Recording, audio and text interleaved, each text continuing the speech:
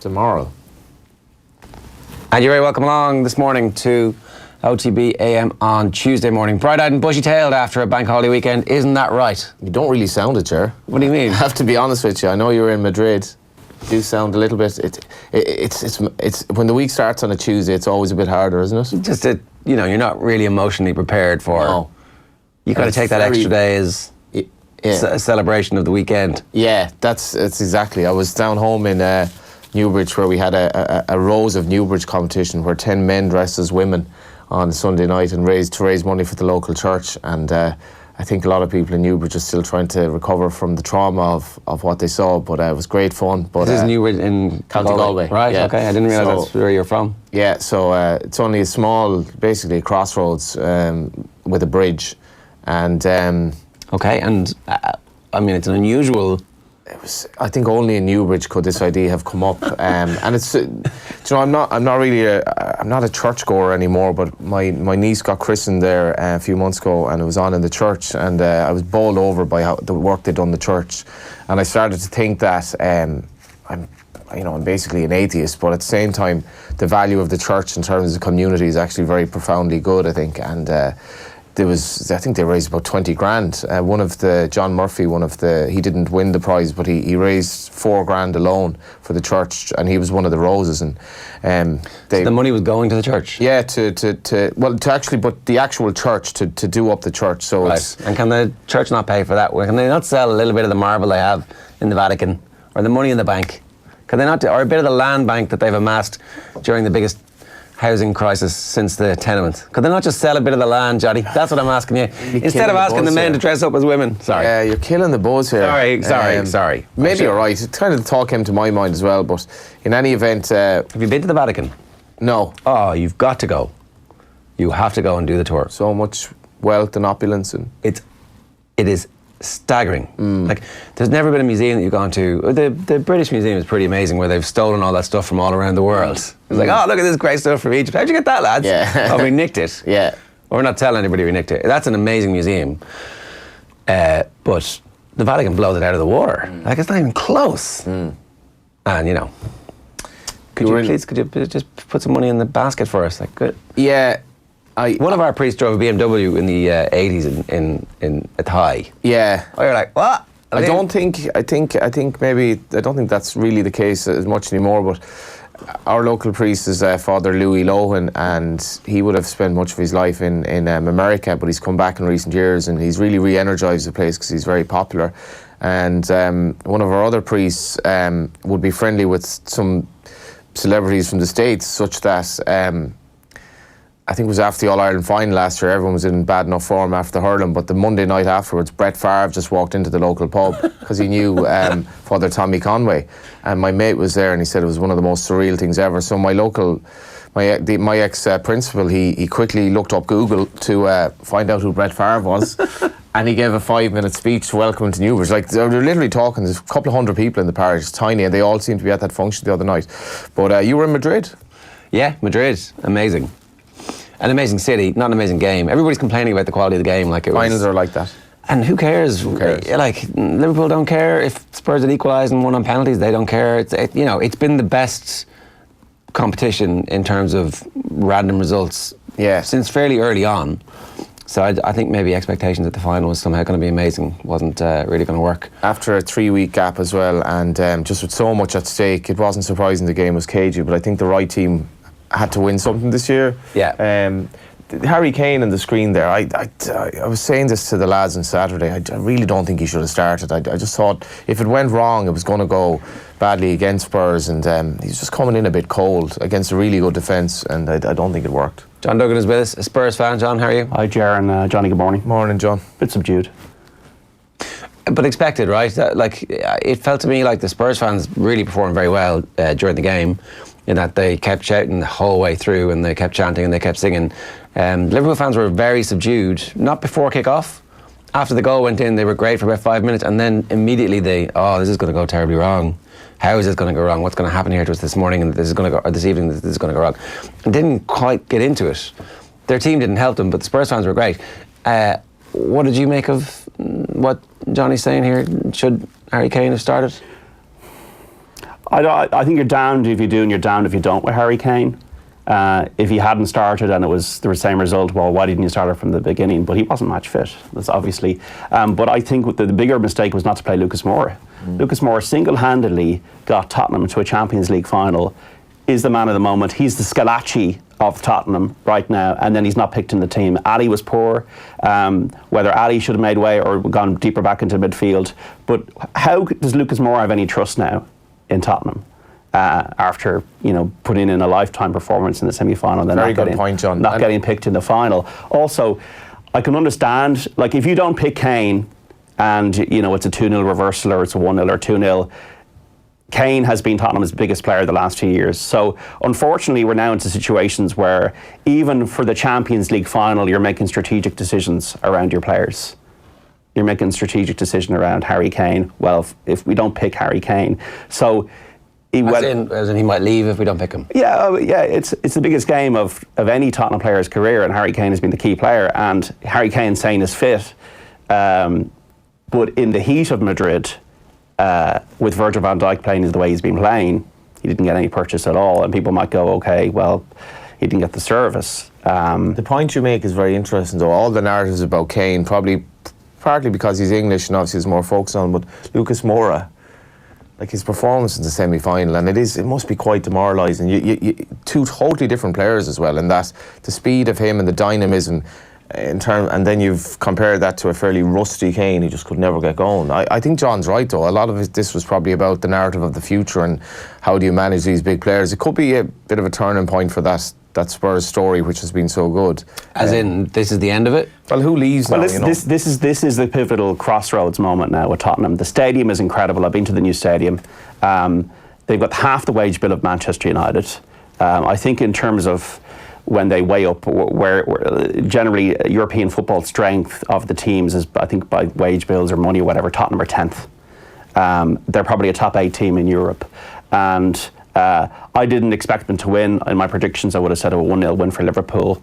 The early goal didn't help matters because Liverpool could then defend, and Liverpool's defence actually was their strongest thing of the night. But Daniel Levy and Joe Lewis, who's the actual real owner of the club, need to spend money now because Pochettino is the key to Tottenham, and if Pochettino goes, then the whole thing collapses, I think. I think they're going to sell players. I think Eriksen could go. I think Alderweireld has probably played his last game for the club. They need to get money in, but I do think they're going to spend money. They have to spend money. The worry is that they'll sell players and they'll get players in who are good players, but they'll still have a thin squad. Yeah, and the squad depth kind of came through. It did feel like both teams weren't match fit, though. I think that the 3-week break, is that the reason for that? Possibly. I think the 3-week break, the weather, and the early goal all had a bad impact on the game. There was a rustiness, and no one seemed to want to get on the ball. And Liverpool didn't need to because they scored the early goal. The Spurs needed to equalise almost immediately. Like they had a as they did against City. It was the only way that was going to change, because after that.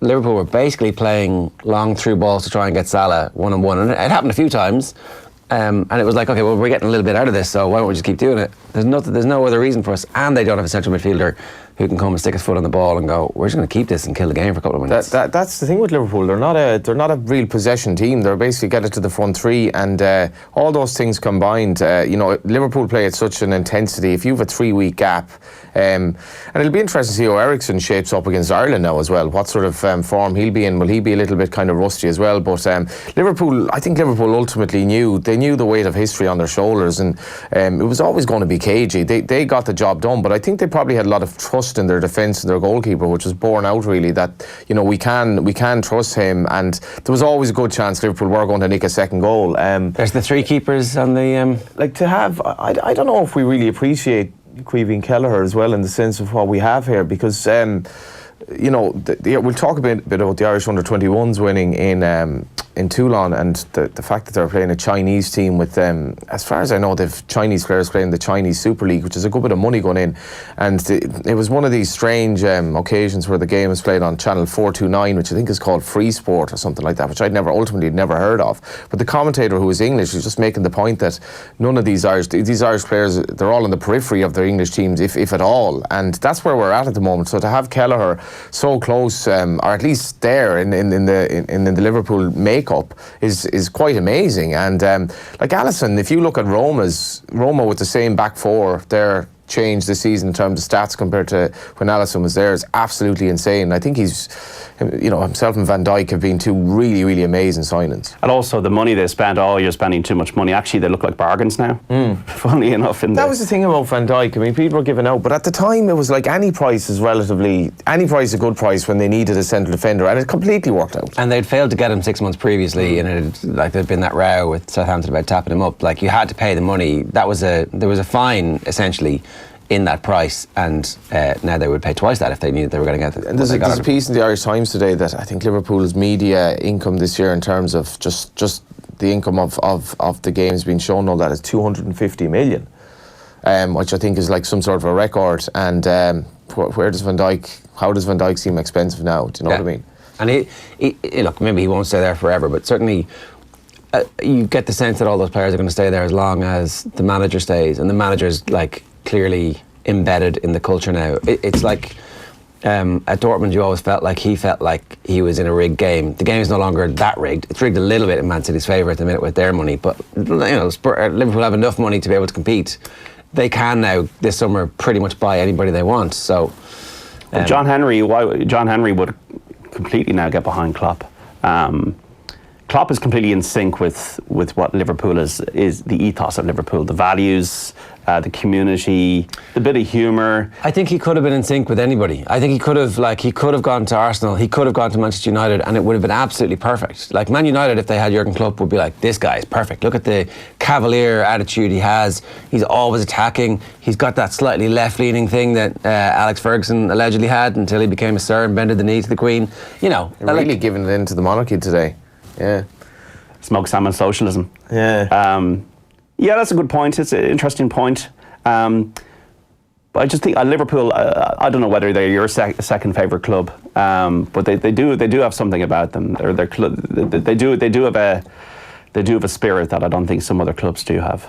I think globally as well, where it's at. I mean, again, just going back to the Irish Times, big piece today, I didn't know was it the sports section or not, on investors being wary of Solskjaer and Man United, and like that's where we're at. Liverpool is becoming such a global brand now. It really is, and it's like if you go to Liverpool games, every second person you talk to is Irish, pretty much. That was my experience going over there, and they're going to become a huge, huge club, I think. And in fairness to Klopp and Dortmund's a very working class place traditionally, and I think so is Liverpool, and I think he's bought into that. It's funny, I got a train to see Liverpool Manchester City last October at Anfield from London. Couldn't get a seat on the train, full of Liverpool fans. Going back up? From London to Liverpool, and they were all of different nationalities. And I went to Everton game in December then, and I felt this is the people's club of Liverpool, and Liverpool is now the global club. 100%. And when I went over to a game this year, like I was talking to the taxi drivers and talking to the local people, it's very hard to get a ticket if you're from Liverpool. It's easier to get a ticket if you're from London. And as well as that, you're saying they're the new Man United. That's what I'm hearing. Well, there are an awful lot of day trippers at Liverpool games, and that obviously helps in terms of money. It doesn't help in terms of atmosphere, but it's also people giving their season tickets. So a lot of the time, if you go to a Liverpool game, you may well end up using someone's season ticket and paying 150 quid. Yeah, because otherwise they don't get to keep them. Yeah, exactly. And like Liverpool fans from Liverpool would definitely would have a strong opinion on this, I think. But I guess that's the price of success. They could sell out way more than they can at Anfield at the moment. Yeah, and here's the thing: they win. They're in Champions League final last year, the best Premier League season they've ever had, finished in second. They've won the Champions League, so those complaints won't ever really bubble up to the surface until the team finishes sixth and doesn't qualify. Yeah. There's that kind of. It was also noticeable that Madrid was full of Liverpool fans, and you forget the connection that city has. Torres was enough. Like, people were kind of constantly shouting about Torres when they were over there. So they have a big global fan base already from the superstars that they've had all around the place. Well, it's funny, I was trying to get the tickets through the Gibraltar FA, and all the Gibraltar FA lads are all Liverpool fans. And it's like, I don't, of all the clubs you want to lose to, Liverpool are a club I can take losing to. I think there's probably an element, JD, as well, of how long they haven't won anything. So if you're a fan, like, you might as well persevere at this stage. And if you are a Liverpool fan, you're probably all the more motivated to stick with the journey, to see them win the Premier League for the first time, or to see them win the Champions League. And they have a very, very widespread, loyal fan base. Look at it was amazing to look at the contrast between Liverpool's homecoming and Manchester City's when they won the league. I mean, it was absolutely no comparison. Liverpool looked like there were 3 billion people there yesterday, whereas Man City, there was, I mean, it's just a small club. It's funny, it's not long ago that we had Hicks and Gillette, you know. It's they've got a good thing going there. They've got a great thing going there. But yeah, it did feel like there was a bit of a sliding doors moment from Liverpool's perspective. This is the beginning of something now. If they'd lost a second Champions League final in a row, whether or not Klopp was going to be able to get himself back up for the challenge, because the team is brilliant, like it's clearly brilliant, and it's the foundation for something. But it's easy for us to forget that sometimes these defeats take so much out of a manager, and I feel like he's there now for the next decade. It feels like this is the thing that he, from now on, can always just go, no, hang on, I won a Champions League here, I'm going to stick around. I'm going to. The sliding doors. That's why they won. They won the percentage game on Saturday. Play the percentages, win the game, because football is about glory, and I think that. Manchester United have lost the sight of that with the commercialism that got absolutely ridiculous. Arsenal have lost the sight of that with the fact that they're not spending any money anymore, and they've just used the stadium as an excuse since David Dean left Arsenal, really. Liverpool is still about glory and winning trophies. You do the simple things first. You win the trophies first, then the money and the revenue and the global branding will all follow that. Tottenham have that huge decision to make now. They've got the best stadium in Europe, I think. They're going to make £800,000 per game at that new stadium. They've got NFL games there. They've got Champions Cup final and rugby. That's all great, but if you don't spend money on elite players and start building towards glory, you're always going to be fourth. And Liverpool have got the right balance. Tottenham's a very attractive proposition for a player, like at the moment, if they can pay well enough. Like it has everything else in place. That's the issue. They're not paying the same money. They're also in for a Champions League final. Apparently, they're part of that bidding process. So next year's Istanbul, and then. It hasn't been announced yet, but Spurs are in for the one after that. Oh, interesting, yeah. The final wasn't great, fair enough, and that's often, but like the final is only one game of the competition. What Liverpool did against Barcelona was why we love football, and that should never have happened. There's no way, first of all, that Barcelona can go to Anfield and not score, and it was just too ridiculous that would even happen. All Liverpool fans had given up on that whole thing after the first leg, and the team to do that, it shouldn't be lost how an amazing an achievement was with the strike force they had on the night as well, and the second string offense or whatever, and they're great bunch of lads would sum up this Liverpool team. They're a great set of players. There's no Pogba's there. There's no nonsense. They just get on with it and they support each other. Yeah. Sliding doors moment for Spurs though as well, potentially, if they don't kick on, they don't double down, because we've seen loads of teams reach Champions League finals. Are they the sixth team in a row who've lost their debut in the Champions League final? Arsenal were case in point in 2006. They'd actually played better. Now they did win a league, so Tottenham didn't win anything, but Tottenham have played better in 16 when they chased Leicester, and then in 17 when they had 86 points, I think they had, which was the highest position since 1963. Daniel Levy is notoriously parsimonious. He's an amazing businessman. Like, he has, to a T, got that club since Alan Sugar had it, and like brought it to a brilliant height and done it very efficiently. But now he has to loosen the strings a bit because he has to keep Pochettino. Pochettino is the blood of the club at the moment. And you can feel that if he's given the money, Pochettino's given 100 million, 150 million, it's a down payment on the future. Yeah. And then Pochettino can bring in the players he wants. But I've also been reading a lot of interesting stuff about the structures of these clubs, the scouts, the Moneyball people, like reading a lot of stuff with Kamali in the last few days. They seem to have very good infrastructures of personnel. Their human capital in Liverpool and Tottenham seems to be very, very good at the moment. And I wonder, is that human capital in the recruitment areas, in the scouting areas, in the technical areas, anywhere near as good as Liverpool, say, at Man United, at Arsenal, at Chelsea? Clearly not at the minute. They're, that is the secret sauce. Liverpool's strike rate in the transfer market is very high at the moment. Like, it wasn't 5 years ago. So whatever they did in the background to fix all that, it's hard to know, but it's paying off for them all right. Here's Jordan Henderson, who obviously really emotional scenes at the end of the game where he spoke with his dad, who I think had recovered from throat cancer. And it was fairly amazing stuff from him. Here he is speaking the aftermath. No? All right. He's a guy who epitomises it as well. You read his programme notes and games over there, and he makes a point of kind of going all around the pitch, clapping the fans at every end, and he epitomises that hard work, and it shouldn't be lost the fact that they've had key English and British players there as well. I think that's very important. If Liverpool won the Champions League with virtually no English player, I don't think that's quite the same. I think you have to have some connection to where you're from. And Trent Alexander-Arnold, you know, what he, to have that, like, just he used to watch training sessions when he was a kid, and then to have Henderson and Milner, such vital players. Robertson, who has Irish connections as well, which I learned over the weekend. Leitrim, apparently. Yeah, you know, Henderson, obviously the story, but just at the front there, Henderson is the type of lad, if he were playing League of Ireland, I don't think he'd be much different in terms of his character, if you know what I mean. I think that's great. Yeah. Or playing Gaelic football, if you know what I mean. Also, Henderson, one of those signings that the club got laughed at for, because they did pay way over the market value at the time. Yeah. 18 million quid it was. It was like, oh, no, this guy, what he does, wasting all his money. Camoli actually got sacked largely because they went in with, this guy's no good, what are you doing? Even at the Napoli game, I was at the Napoli game in the group stages, and there was a Liverpool scouser behind me constantly giving out about Henderson. I was like, maybe you're missing a trick here. Henderson's a bloody good player, like. Well, he does a job. He does a job, but he runs his heart out. Yeah, and you can't have 11 Manes in the team, or 11. Do you know what I mean? No, but they want Xavi. That's like, you know, you've seen one good midfielder who can control the ball. Liverpool don't have that. No, exactly. And so when they get that, Henderson's probably going to be the one who ends up getting sacrificed. But he's won his Champions League, and no one's ever going to take that away. A busy show for you. Here's what's coming up. I'm going to get to the sports pages 10 minutes ago. Tommy Walsh coming up at 8:05.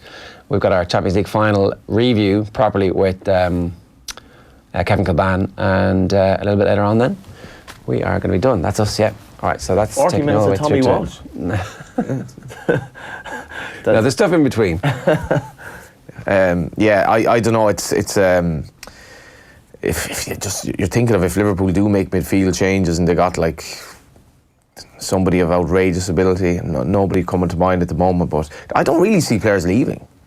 Liverpool? I don't really like. It's not. If you look at Spurs, and Spurs are ripe for picking off. And these Liverpool players. First of all, why would you leave unless you're really motivated by money? And second of all, who wants these Liverpool players? And you know who's? I don't know. I think they'll be intent on winning the league next season as well, whether that happens or not. Right. Let's bring you through the newspapers this morning. Just before we came in here, I told Johnny, you make sure you bring any newspapers you're reading with you. And he didn't. So brought in two. We'll have a selection. I only read two this morning. Did you? All right. We're going to start with the Times Ireland edition. Time to act over abuse of McLean. So Mick McCarthy has turned his full support behind James McLean after the Ireland International accused the English FA and British anti-racism charity Kick It Out of being a bunch of hypocrites, a bunch of cowards in relation to sectarian abuse he has suffered. This was interesting, right? So James McLean was comparing himself with Raheem Sterling, and I don't know if it was subtle enough, right? I think that he should be saying what's happening here. I'm similar to this, but I don't know if all abuse is the same. Like I just don't think it is. I think there's been an orchestrated campaign against Raheem Sterling by the newspapers to whip up hate and to use him as somebody that they can turn into a punching bag. It's not quite been the same with McLean. Like there are different things, and so I don't know that he needs to make his point by bringing Raheem Sterling into the argument. Yeah, I think he probably downplayed the Raheem Sterling stuff as well, which didn't do him any favours, because his entire point is 100% valid. Yeah, and so that's the thing. Like you stand in the case on its own merit, and it's absolutely fine. It's probably garnered a lot more media attention because of the Sterling reference, but racism is racism at the same time, Ger. And McLean's been, he's been the subject of racist abuse because he's a Republican from Derry. I'm not diminishing that at all. Yeah. You can make that point, though, without dragging Raheem Sterling into your argument. I tend to agree. I don't know whether it's hard to know with McLean sometimes whether there's an awful lot of pre-thought gone into it, or whether he's kind of coming up with it off the cuff because he speaks from his heart. But I'd certainly laud him for bringing this up, because I think there is huge hypocrisy there, and I don't think he's been. I suppose what we should focus on is what he felt the FA treated him like after this was just purely tokenistic in terms of their backing for him, and I totally agree. Aidan Forker, the Armagh defender, says the team are determined to shake their habit of coughing up big leads. So this is Forker. We'll learn from Cavan draw. One of the games of the weekend was the Armagh Cavan game, and Ulster football, the best competition in the country at the moment. Well, it was interesting. I saw people giving out on Twitter that RT was serving up 2 absolute dead rubbers in the hurling, whilst there was this great game going on in Ulster. But at the same time, the Munster Championship has just become a bit bizarre. Like, who would have forecast Tip winning at half time pretty much in Ennis? And we have a couple of decent provincial championships in Fair. We've 2. Granted, you're from Kildare, but I think we do have 2 dead rubbers in the south and the east. But there's still a bit of life left. I mean, there'll be a lot of hype about Roscommon and Galway in the province. Even at that aforementioned Rose of Newbridge, there were a lot of Roscommon people there because we live quite near the border, and there's huge anticipation for that game. And it'll be interesting. That looked like an absolute Keane Mackey as well. I think the amount of years he's been playing for Cavan and what he scored. The equalisers he scored at the weekend. Great to see. Yeah, China in his hands. North City's Adam Ida. IDAH, Adam Ida. Yeah. Scores 2 penalties. Ireland under 21s demolished China under 23s 4-1 in the Toulon tournament. So they are playing their Olympic team. We're playing our under 21s. That's why they get the slightly older players. I didn't see the game. You were watching it. You said we scored after 33 seconds without a Chinese player touching the ball. Yeah, it was. It was, as I said, it was quite strange in that it was on that channel, and there was there were a handful at the game and played in like serious heat as well. And we're not really designed for that. I guess. I suppose probably some of our players might be able to handle it better than others, but in fairness, we did give it. We started off with huge intensity. In 33 seconds, China hadn't touched the ball, and what I loved about this was Ireland got the ball and they just started passing it straight away. Back 4 started passing it, but then one of the centre backs, I'm not sure if it was. Possibly Masterson. It may have been Masterson, maybe O'Shea. There was one of the others. They played this raking ball down the field to put in Connolly. Now Connolly was only playing because Ferrugia wasn't playing, as far as Connolly's from Galway as well, and he's one of our bright hopes. But we'd scored after 33 seconds without them touching the ball. This is a good Chinese team. Like, they are actually, like, China's obviously not a football force, but China will definitely grow. Goose Hiddink is their manager. They were strong. Stephen Kenny made references after the game. They're a strong physical team, but they could play. They weren't great defensively, but for Ireland to do what they did, and the narrative of Mick McCarthy's been asked about going into the Denmark game about Denmark effectively saying that we're a caveman agricultural football team. To see the young teams that we have now saying that's not the agenda for Irish players anymore. We can dictate games and we can pass the ball. They were doing little triangle passing among the 2 centre backs and just doing little 1-2s. Beautiful to see. Now, Kenny can be a bit cavalier maybe at times as well, but I thought it was fantastic. The Irish Times, obviously, McCarthy relieved new handball rules haven't kicked in just yet. I think it's a well worth reading his arguments on the handball. Maybe we'll have time to talk about that. Doherty gives Coleman his full backing, and an interesting article then from Kevin McSay.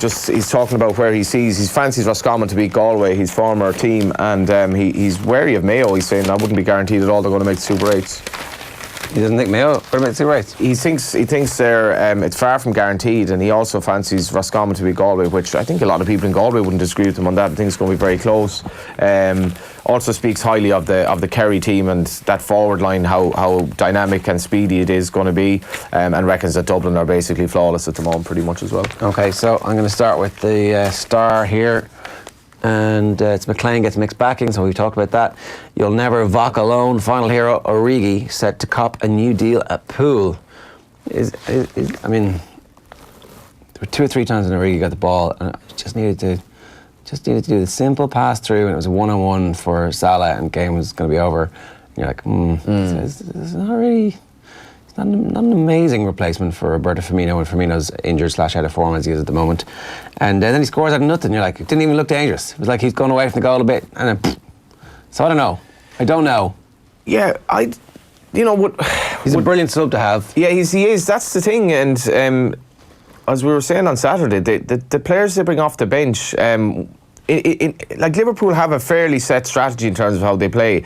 If you're lined up to match that, and then you bring on somebody entirely different, I think that's a very good thing. And his place in the history of getting there, like, he's one of their most important players in terms of their win the Champions League, because the Barca game was absolutely ridiculous. Yeah. And he's probably gone down into kind of folklore in terms of the player that 90% Liverpool fans probably thought was crap, but actually won them the Champions League in some respects. Is he the new David Fairclough? Is that what we're saying? I don't even remember David Fairclough. No, but I do. He is the quintessential super sub. What have you got? Well, you just handed me papers there. Just to read the back page of. Yeah, go on. Yeah, sorry. I'll start with the Racing Post then. Veteran Prendergast relishing battle with big guns. First 6 home in the derby on Saturday were trained in Ireland. Now, if 86-year-old Kevin Prendergast didn't have Mad Moon, they'd all have been trained by Aidan O'Brien. And I think what's been kind of portrayed as a really successful Irish story would have had a different kind of narrative if they were all trained by Aidan O'Brien, because you're like, well, not sure that's not necessarily a great thing, but Prendergast is just talking about how difficult it is to compete with him.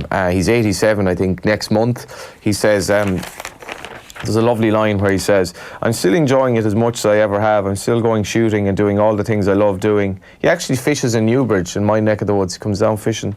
As soon as I can't do these things, they can pull the curtain behind me, but hopefully that won't be for a very long time. It's amazing stuff. Like 87 years of age competing at the top with a small string of horses. Yeah, it's amazing. PSG Chiefs 100 million bid for Leeds. So Paris Saint-Germain's mega-rich owner is in talks to take over Leeds for 100 million. The French Giants president Nasser Al Khalifa met Elland Road owner Andrea Radrizzani in Doha. It's not great when you can own a couple of clubs in different countries, is it? Kind of just leads to a sense. Yeah, I would tend to agree. Leeds is a club, so much potential. Just the crowds are getting this season. How close they were. Definitely a one city club as well. Big potential. Take aim, hand, fire. I don't get it. Take aim and fire, but I don't get it. Yeah. Well, obviously it's take aim and fire, and then it's a play on the fact that you're aiming at the hand. Right. I don't know if you read all that McCarthy stuff, but again, searingly honest. Typical Mick. How would you not love him? Basically saying that the penalty in the Champions League final, I thought in terms of harsh handballs, that one was probably one that you could say, well, you know, you could give it, like, whereas some of the handball that Man United got against PSG, I thought was a totally wrong decision. But McCarthy's making the point that what we're going to have, you can't, if your hands are behind your back now, that's not a natural position to move. So, like, whilst you're trying not to handle the ball, you should also be able to actually move your body best to defend. And he's making the point that as the United game, same referee. Yeah, his team. He's just said, with pure honesty, yes, we would actually. And if my players were trying to aim to get a player to handball, to basically aim the ball at his hand and earn a penalty, why would we not? If this rule existed when Robbie Keane was playing, he would have won about 10 to 15 penalties this season with it. I mean, it's exactly the type of thing that Robbie would have done, and we'd all been like, yeah, good man. So it reminds me of Dion Fanning's line. I think, was it a Georgia game where we got like a ridiculous penalty at home against him, and Dion's line was, it was such a bad decision, even Robbie Keane didn't see it. And I was like, Robbie would have won a few handballs, all right. The Irish Daily Mail back page, Shane's pain. Shane Long is out. He's got a hamstring strain, which is like really the worst possible news from an Ireland perspective, because he just got back into form. He's in a goal scoring streak, and we all know they never finish until they're over, and then they never come back for like 18 months. But he was in the middle of one, and he's done a hamstring, so he's out for both games. Liverpool and Dark on Club World Cup dates. So the Club World Cup, there was some suspicion that maybe this wasn't going to be a tournament that existed, because it's going to be an expanded tournament in a couple of years' time. There's going to be a couple of years for it to be in remission, but now it is coming back, and it's going to be in December, and it's going to be in Doha, in Qatar, for them to use as a trial run for the World Cup. That's the Long. I think your point about Long is valid. Like, would we be that surprised if we're 1-0 down and he came off the bench and nicked a goal somehow? As you say, the form he was in. This is the Mirror. Play us and see. Wolves star Doherty tells McCarthy he and Coleman can both fit into Ireland lineup. New deal from Madrid hero and Portuguese Manco War. That's for Felix. A wonder kid, 120 million, fight City and Man United. Just the comments that Doherty made as well. Doherty's very refreshing. He doesn't give these kind of boring media interviews, and he was kind of saying, like, of course we can play together. That game in Gibraltar, was it really that bad? I tend to forget about that game, and I will support him, but like there's no reason we can't play together. I kind of think he's right as well. He's 100% right. The Gibraltar game is a bit of a farce, for everyone. Well, why can't you love Big Mick? It's like, well, because he's just completely inconsistent with a lot of stuff like this, where I'm not reading anything into that Gibraltar game. The weather was too bad. But then he's not playing the two of them together again. On the basis of 70 minutes. Fair point. And also, I suppose, if you're looking at Sean Maguire, his place in the pecking order certainly suffered because of that game, which I think is also probably a bit harsh. The Telegraph, well, they saw some bad stuff at the weekend they didn't like, so they're going to fix it right now. Anthony Joshua may have been injured in sparring in advance of being knocked out in the most shocking defeat since Buster Douglas knocked out Mike Tyson. I mean, it probably is the most shocking defeat. Certainly, when you looked at the belly of Ruiz, it was like, wow, my career as an elite sports person might not be over after all. Yeah. Murray's Miracle returned Sir Andy to play doubles with Lopez at Queen's Club and losing it. Sorry, I buried the lead there. England's favourites for their home World Cup, meeting the Queen last week, knocked on their arse by Pakistan yesterday. But of course, they're also bitter about that. It wasn't a fair defeat to our former... Did they own Pakistan at one point? Did they own Pakistan and India? Or did they just own India? I don't know about Pakistan. I should know that, actually. Host angered by Pakistan treatment of ball. Captain Morgan facing rap for slow over 8. Morgan critical of attitude as well in the... It never goes tits up like it does with the England The Guardian. What's your take on Morgan critical of attitude as favourite slum to Pakistan defeat? With Morgan playing, do you want England to win? I wish him all the best. I legitimately wish him all the best. I don't think it's... I have no problems with Morgan playing for... the next generation of Irish players have to play for Ireland. They can make a living in England, whatever, but he had no choice, really. There was no test nation. We didn't have test status, so off you go. Happy days. No? Yeah, fair enough, yeah. Looked out of sorts, says Michael Vaughan in his rankings of Owen Morgan. Had one of his average days as captain. Did not quite get his fielders in the right spots or keep them on it. No fluency with the bat. Not great. But I do love when the England cricket team, particularly at home, after they've been like, we're going to win the World Cup. And then you're like, no, you're not. No, you're not. England did once own Pakistan, I'm told by Enda here. Did you? That was according to Wiki. They carved up the Middle East. It was part of India when they owned the Indian subcontinent. Fascinating part of the world. If you're to get a taxi driver in Dublin now, Pakistan taxi driver would be nearly favourite in terms of... Yeah, I find them most friendly people, to a man, and it's just, they're always up for the chat, Do you know their anthem? I do, yeah, definitely, yeah. They you can always kind of tell. You get into driving. If you look at their name, you have a good, because they're very likely Indian or Pakistan, but from the name, sort of. And they have a fascinating history as well. When they play cricket, it's pretty feisty. Yeah. Yeah. Well, I'd like to go there, actually, part of the world I haven't been to. Yeah, me too. Phil Mickelson is confirmed for the JP McManus Pro-Am in Adair Manor in 2020. Once again, the JP McManus Pro-Am going to have by far the best field of any tournament in Europe for the entire 2020. I wonder how that happens. But, fair play. It's going to be great in Adair Manor. It is actually going to be amazing if you're into golf.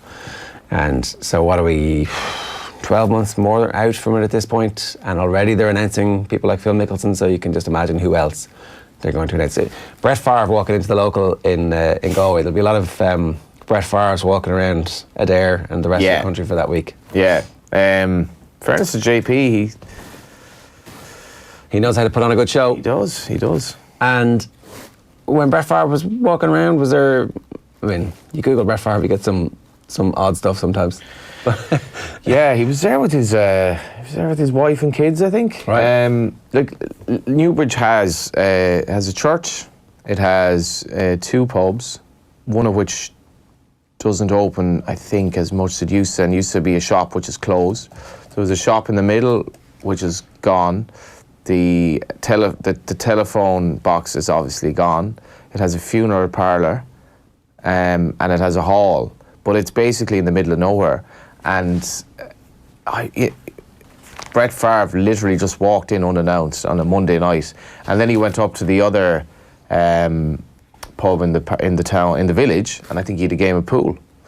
and it was all on a Monday night in Newbridge, and all because of Father Tommy Conway. Wow. Yeah. And hung out with the locals and left good stories behind? Yeah, all right. I'll Yeah, I should hope so. Okay. Right. Here's John Kiley speaking with Oisin Langan after a brilliant performance from Limerick at the weekend. We're going to get to Tommy Walsh after this. John, you wanted a reaction. I think it's fair to say you got it. Yeah, listen, I knew we were going to get a reaction. Of course we were going to get a reaction. I know the calibre of the guys we're working with. The disappointment of the defeat to Cork was really difficult, you know. We just didn't perform in the day, and that's the bottom line, and we were very poor, and we had to respond today, you know. If we didn't, you know, it was going to be curtains for us, you know. So good response. We're back on an upward curve again, you know. We hit a lull in our form, obviously, with the performance against Cork, so we have to try and get back up to the heights that we know we can get to, but it's a journey and we've a lot of work to do still. What was the difference? Were you sharper today because you had that game against Cork, and maybe there was such a long gap, there was always going to be a bit of a slow start, but you got over that and today you hit the ground running? Yeah, listen, the first game is always difficult, you know, and I suppose coming into it, maybe, you know, we would have liked to have had another game or two and coming into it, but it's hard to get challenge matches and stuff like that. But listen, the bottom line is, you know, we weren't right in the day, and you know, the boys have shown that they have plenty of appetite for it, and you know, who knows what it'll come down to yet, you know.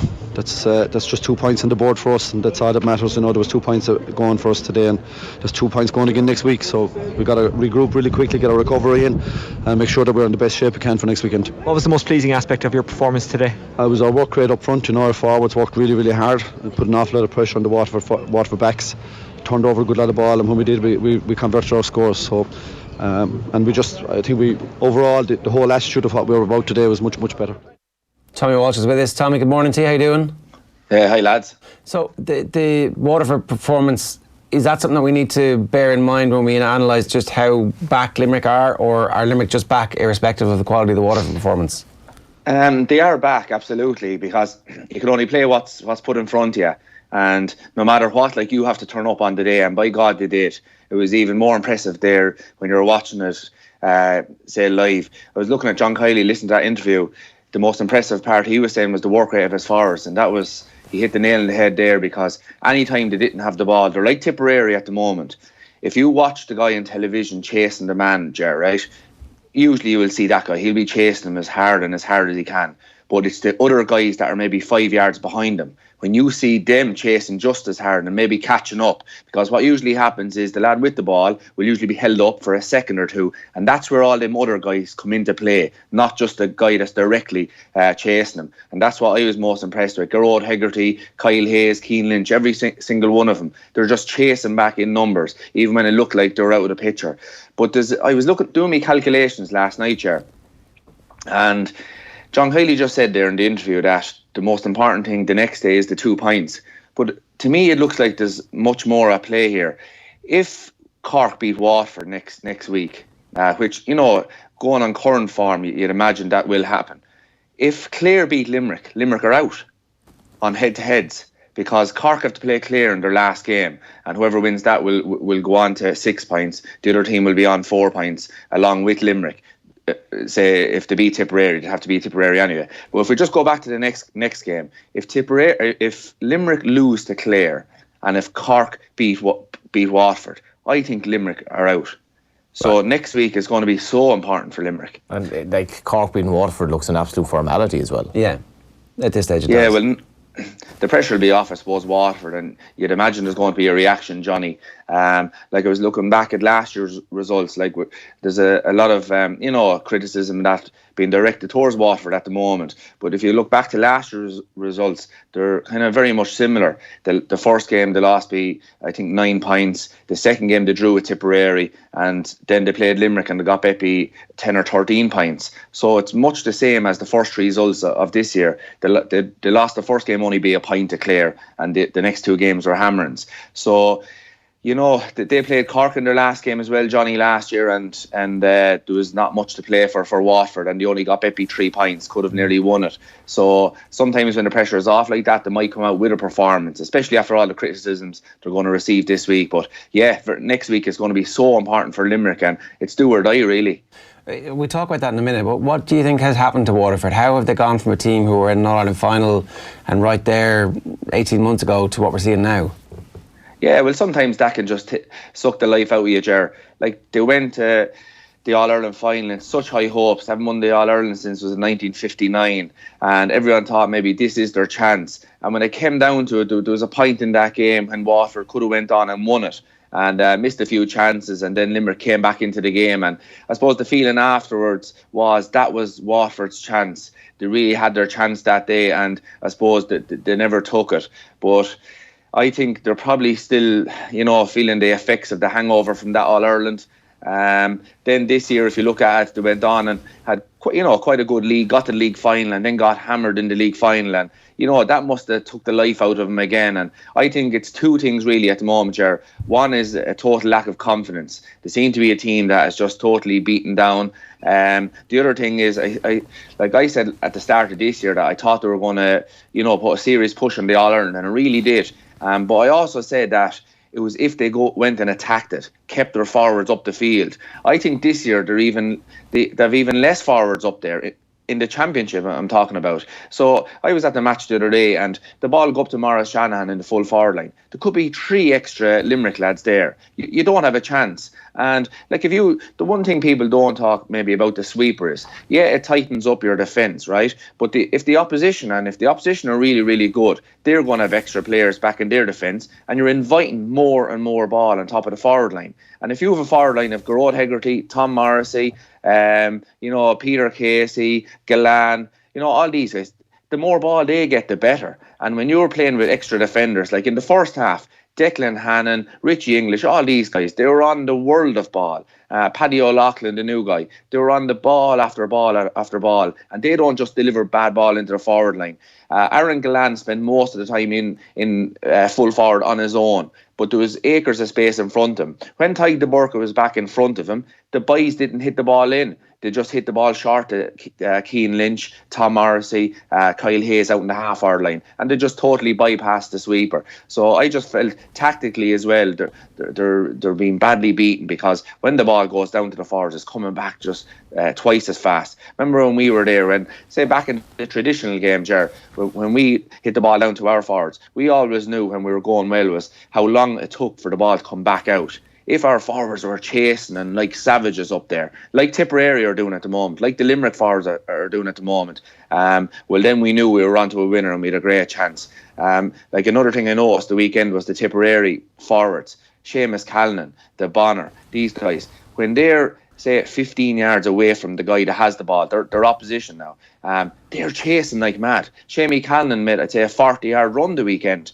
and then he ends up scoring 1-3. That's what happens when you're working hard, Ger. Yeah, and I don't as well that just that both managers, the Tip and Limerick, the first thing they mentioned basically in terms of Callinan and Limerick is work rate of the forwards. But is where is the sweeper system in hurling after the weekend, Tommy? There'd be obviously so much negativity about both Clare and Waterford in that regard. Yeah, I suppose I was never a believer in it, and I think it's the more analysis teams are doing on the sweeper system, they're able to bypass it. And I seen just the weekend how Limerick were just so brilliant on the ball. Tipperary are the very same, so they're able to keep the ball. These guys are doing drills and training now where they're whacking the ball at each other from 10, 15 yards out, so they're used to this short passing game. Back when I was hurling, if you hit a short pass, it goes down, next minute the crowd are on your back. You just weren't used to doing it. Whereas now these guys are living it in training 3 or 4 nights a week. So I think the sweeper system, see, you get away with it in your first year or two, because what it does is it inspires confidence, and it inspires kind of, there's very few beatings that you will get, but you have to move on, and you have to evolve, we'll say. So what happens then is, I'll say the Limerick guys, they're doing things in training now to bypass sweeper systems. So if they see Tadhg de Burca or these guys in the way, they'll just hit it short to a guy on the run. We've seen probably the score of the year in the second half the other day. Cian Lynch got the ball out of midfield, did a lovely, I suppose, 25-yard dink, and it was not an easy dink, straight into the full forward line, instead running 30-40 yards for the ball to be kind of a 1-2, took the ball back and over the bar. It was a beautiful score if you get a chance to look at. But that to me was just showing the modern game, that you have to be able to play it every way. And that's why, like, when you play the top teams, the likes of Tipperary, the likes of Limerick, the top teams have brilliant forwards. I heard Peter Canavan talking about it the weekend. Like, the reason why he rates Kerry so high at the moment in the football is they have brilliant forwards. And to win All Ireland, most of the time anyway, you need brilliant forwards. So when you go playing these top teams, if you were playing with a sweeper, that means there's going to be a lorry load of ball coming down on top of you. And if you have good forwards, there's only so much ball they need and they'll do damage. Do Waterford just not have enough forwards? Is that part of their key problem at the moment?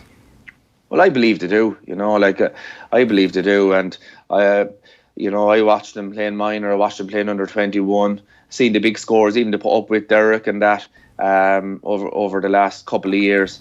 I think they do. And I think the reason they went back to the sweeper system, I suppose, at the time was they wanted to stop leaking big scores. Like, if you go back to the Munster final a couple of years ago, was it 7-19 to 1-19?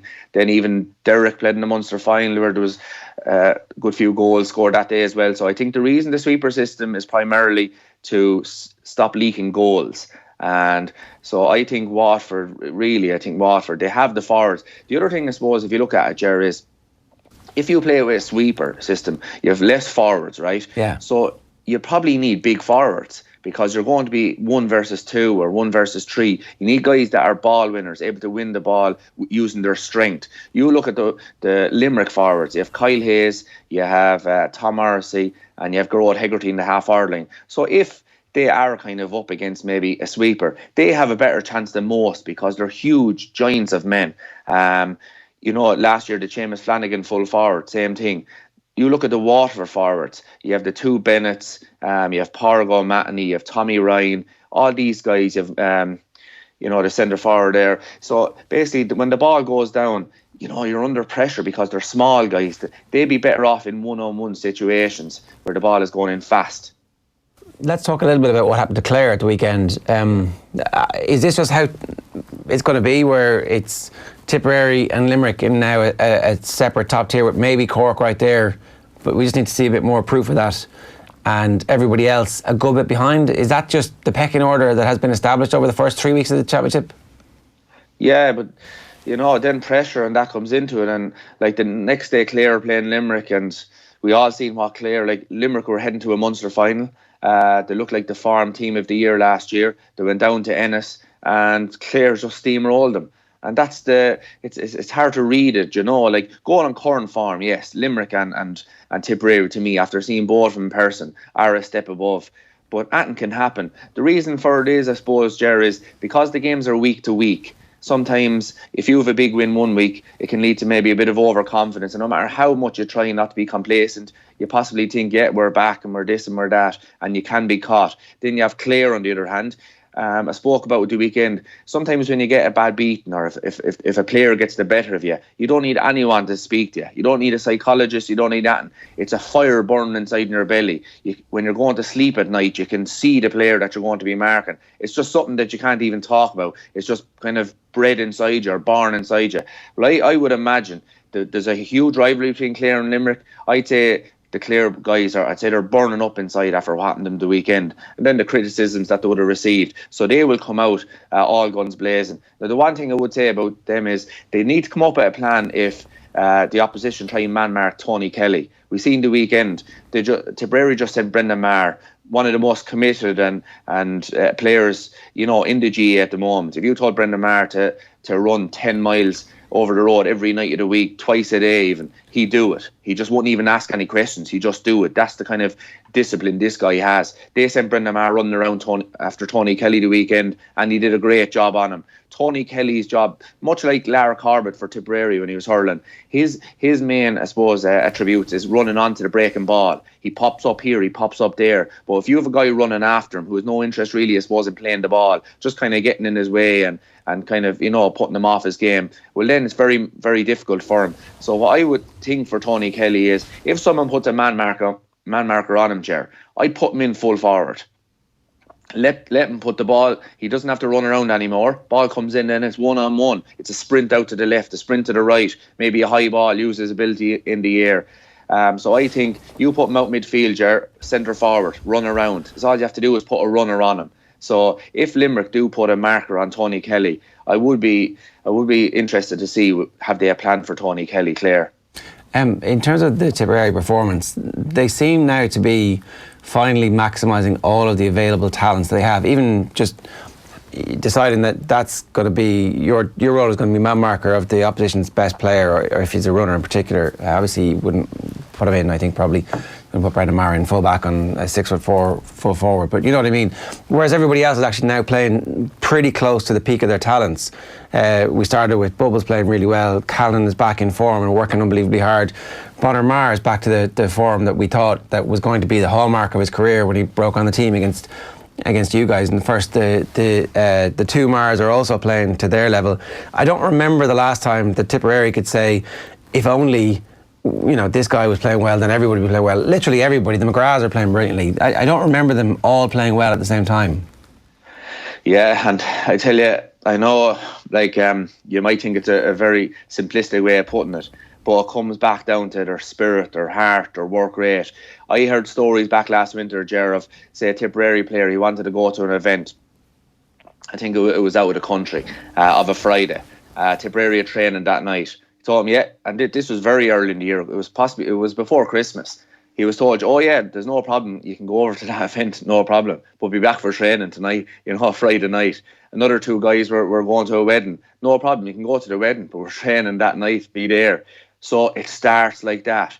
Lads just buy into it then. It's a tough way of doing it, but that's how you get the best out of guys, especially with the talent Tipperary have. Just watch I think they're the masters at the moment, with and without the ball. So we all see the brilliance of them with the ball. But look at them without the ball. Have you ever seen the likes of Callan, Bubbles, the McGraths? Have you ever seen them chasing so hard and so tough?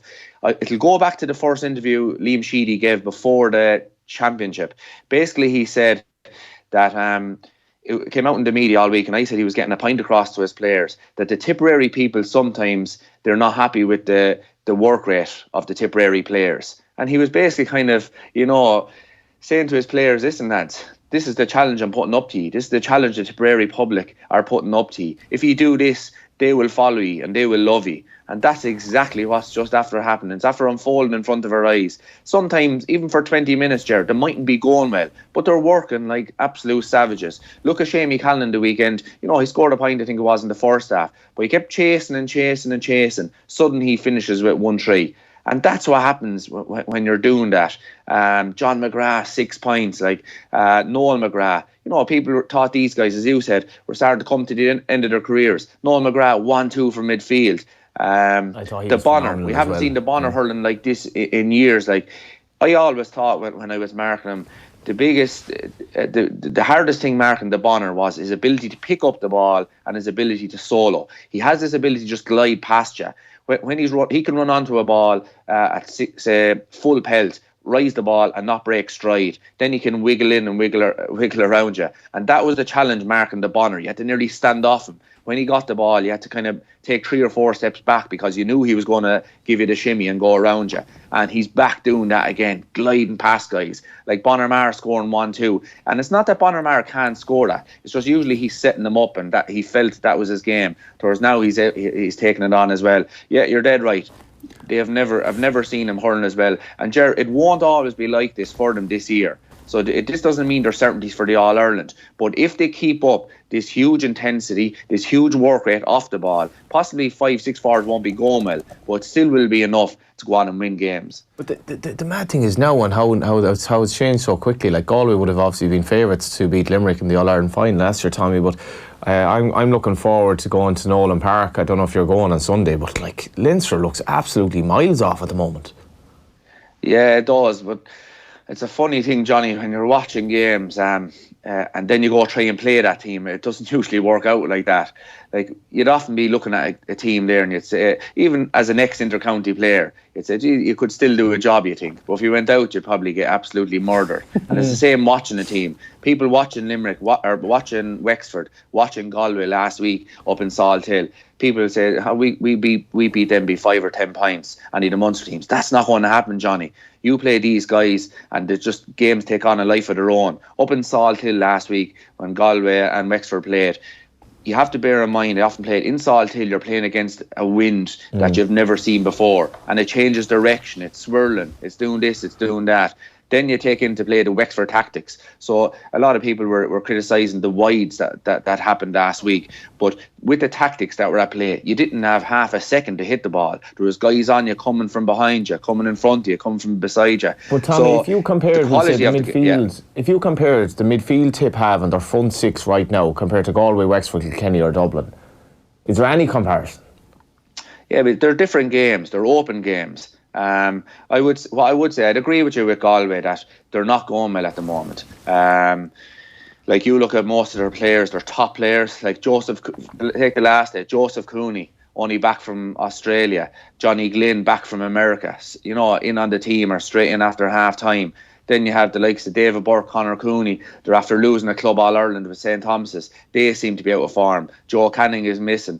So yeah, like Daithí Burke played his first game of the year, I think it was, last week, in at full back. So there's a lot of things, you know, outside of what we're seeing directly on television that's going on with Galway, that if they can get out of Leinster, well then possibly it can happen for them. I think basically I was doing again calculations last night, Johnny, and if Galway can beat if Dublin get beaten, I think next week they're gone. Possibly they're not playing next week, but the following week, if Dublin get bet, well then it doesn't matter what happens after that. But yeah, no, looking at it, it's funny. You would think that the Tipperaries and Limericks are far in front of the Leinster teams, but I can guarantee you, I don't think it'll play out like that when you go to have to play them. It's possible Tipperary and Limerick played 3 times this year. Once in the round robin, once in a Munster final, and once in an All-Ireland final. That's if I had to pick which teams that's the most likely to happen to, and I would really like to see that happen because those 3 games could be one of the great trilogies of any sport, any time. They're at a level now where they could kill each other. Yeah, absolutely, Jerry. Because I suppose we're all thinking back to the summer of 2018 when teams were in the best form of their lives and all going head to head at it. This year, it's nearly always one team flying it, one team having a poor day, a bad day at the office. Towards you get that feeling that if Limerick and Tipperary go at it, it'll be 2 teams at the full of their health, in the form of their lives, and it's like best man wins. And yeah, we'd all look forward to that. And I would be very interested to see how the Tipperary forwards react to the intensity, the doggedness of the Limerick backline. Like you take Mike Casey, Sean Finn, Richie English, Declan Hannon back in the form of his life, Paddy O'Loughlin. They're even keeping guys off the team that were all-stars last year. Like, yeah, I would love to see it. And what I would love to see is just the physicality of it, the doggedness, and just to see the challenges that are put to these players, that are the great players of last year and this year, and how would they react? Like, how would the Bubbles react marking Richie English? How would Shamie Callan react marking Mike Casey? Paddy O'Loughlin, huge giant of a man, up against, you know, Jason Ford. Like, it'd be absolutely brilliant. And I think that's what we're looking forward to this year. We've probably been, you know, suffered from the greatness of last summer, and the games haven't been as good this year. So we're all looking for that belter-skelter where just 2 teams are just really, really in top form. So yeah, we'd love to see that. And probably 2 teams that are similar, real big physical guys and just working like dogs off the ball. Enjoy, Tommy. Thanks a million for joining us. Thanks, lads. Best of luck. Tommy Walsh, give us some thoughts there ahead of or after the weekend's games. I missed them obviously because I was away, but yeah, it was just my mind is just contrasting what we've seen in Leinster and Limerick and Tip, and like if Tipperary rocked up to play Galway or Kilkenny next Sunday, nobody would fancy anyone. But the quality Tip have, the 2, like. That forward line, like Jason Ford had a very good championship last year when some of the other forwards probably didn't have their finest year. Now, Tip weren't far off last year, just it didn't quite happen for them. But obviously, Liam Sheedy has brought in a total set of belief. He's brought in a big enough backroom staff as well that, you know, it was put to me before the championship, geez, there's so many lads there that you have to listen to, but obviously they're buying into it. But just from the midfield up, and that was the thing that Tommy's talking about, the work rate. And you look at Galway against Wexford, and granted the conditions were bad, but like Wexford's forwards are miles off at the moment compared to where Tip are. Galway's forwards, Cathal Mannion's gone back into the forward line. Some of the forwards aren't really in form. Niall Burke hit a lot of wides. Joe Cooney's not there. Joe Canning's not there, rather. They're a long way off Tipperary and Limerick. The only thing, as Tommy alluded to there, should be okay, Galway and the likes of Kilkenny should be okay to get out of Leinster and then work on things and hope that Joe comes back. But at the moment, I don't think anyone would fancy anyone other than Tip or Limerick. Yeah, I think that those quarterfinals will be really interesting for whoever's in them. That's the first time we get the opportunity to see if the form lines, which seem so divergent, are completely accurate, or if there's something weird happening in Munster that it's just a bit looser, the teams are... It's just a schematic, a stylistic thing. It doesn't feel that way at the moment. No, but you can't go down to Ennis against a very good Clare team who were so close to getting to an Ireland final last year. Clare in the first half, they were sort of in the game. The wind was a big factor, but Tipperary went down there. The game was over after 40 minutes. They absolutely strangled the life out of Clare in Ennis. Like, that should not be underestimated. And Limerick to go to Waterford and win by 20 points. People, the narrative becomes, oh well, Waterford are completely off kilter here, and Clare, what's gone wrong? But the intensity and the quality that Tip and Limerick have, and Limerick are still only a blank canvas in terms of their youth, and genuinely fans will be going up to Nolan Park next Sunday and really hoping that, like, I don't think Kenny are there, but like Galway at the moment aren't either. And Tip are basically through to the Munster final now after those victories, so their last game against Limerick won't mean anything to them. Yeah, it'll be a bit of shadow boxing probably. What do you do? Do you go out and try and kill them and then know that there's a good chance you're going to be facing them the next week? Like, you might knock them out. Yeah, it is a challenge because... Or do you let them win and then beat them in the Munster final, or what do you do? Yeah, it is a challenge. I think we saw yesterday, we saw on Sunday Tip were using their panel a bit in the second half. I think there'll be a bit of that as well, bring players in, but it will ultimately be shadow boxing, because I think your scenario you painted there of them playing each other 3 times at the moment looks very, very possible. And it would be great. Yeah, it would be great, but like, as a Galway fan, you're obviously hoping for a reaction, and you're hoping for some of the players who just haven't really looked like they're hurling that well to actually start hurling on Sunday, because we're a fair bit off at the moment, considering how we were hot favourites to win the championship last year. All right, it is 8:35 this morning. You're watching us here on OTB AM, or you're listening to us live on offtheball.com. However you are consuming us this morning, we're glad you're with us. But it's competition time, and to celebrate Father's Day, the Brown Thomas sunglasses promotion is on from now until Sunday the 9th of June in all Brown Thomas stores and on brownthomas.com. Right now you can receive 20% off the biggest selection of sunglasses at Brown Thomas and brownthomas.com. We've got a pair of sunglasses valued at 250 quid to give away every day this week. Just get in touch with us and tell us what your favourite sporting memory with your dad is. It's all about Father's Day. Do you have anything That's a lovely idea. What comes to mind? Look, if this is with a parent or guardian, we won't penalise you. So, but it's to celebrate Father's Day. We went with the dads, but if you've got one with your ma that you want to share, or with a significant other in your life, then feel free to get in touch too. Yeah, just drop us a comment, hashtag OTB AM, or in any of the streams. I suppose when I was on there last week, whenever it was, the comments about Salt Hill and Tuam Stadium got a bit of traction, but my memories will be going to watch Galway and Tuam with my dad, and I remember, was it 96 when it was one of the years that Mayo ended up getting to the final and losing when they lost the 2 in a row. But I remember that summer, just the whole build-up. We played. I was at home with my brother and my father that summer, and we were on the farm basically every day, and we were always together, and all we talked about was Galway and the potential they had that year. And I remember they rocked up to Castlebar on one of the wettest days ever. John Maughan was the Mayo manager, and they changed their boots at half time. They changed the completely new set of boots because the conditions were so slippy, and it all slipped away from Galway that day. And I remember I was probably the most disappointed I've ever been after a game. But just memories of going to see Galway footballers playing Tuam Stadium, basically, and that was what my father would have. Anything yourself? I had very clear memories of the All-Ireland hurling final in Thurles in '84. It was the centenary final. It was my first one, and myself and mum and dad went down, and Cork were ending their famine from 1979 or whenever it was, that last one, I mean, typical Cork was like, oh, this is terrible, we haven't won All-Ireland in 5 years, what happened? It's terrible. But I just remembered that journey, because it was 1980s roads, not great, lots of traffic, and very different country. A Cork fan climbing over the wire fence, completely scuttered now in retrospect. He was absolutely bullifing drunk. I didn't realise at the time. I was just like, wow, look at that. He can climb. Their fences were designed specifically to try and keep people out, but he was climbing backwards and not able to.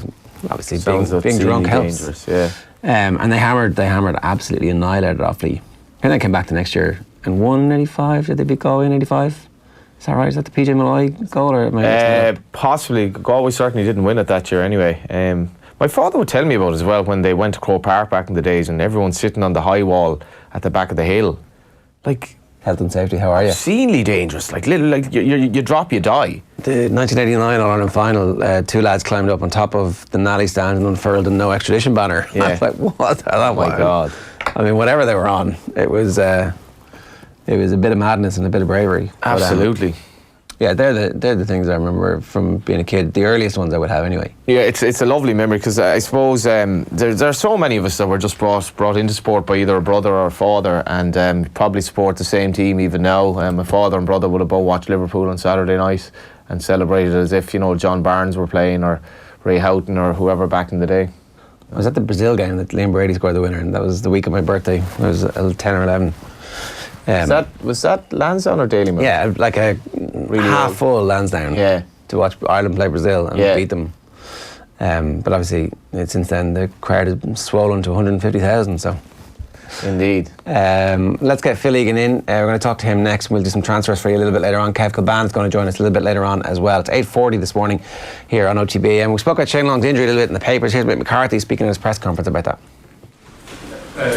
Mick, Shane Long is out. How much of a blow is disappointing in that? Well, it's a disappointment. I hope it turns out not to be any sort of a blow, of course, because I'm hoping we've got other strikers that can do the business for us. Yeah. It's a huge blow for him as well, having come in and recovered from injury from the last time, and then picking up an injury this time. So, really disappointed for him. Yeah, it's. But I think that's. Excuse me a second.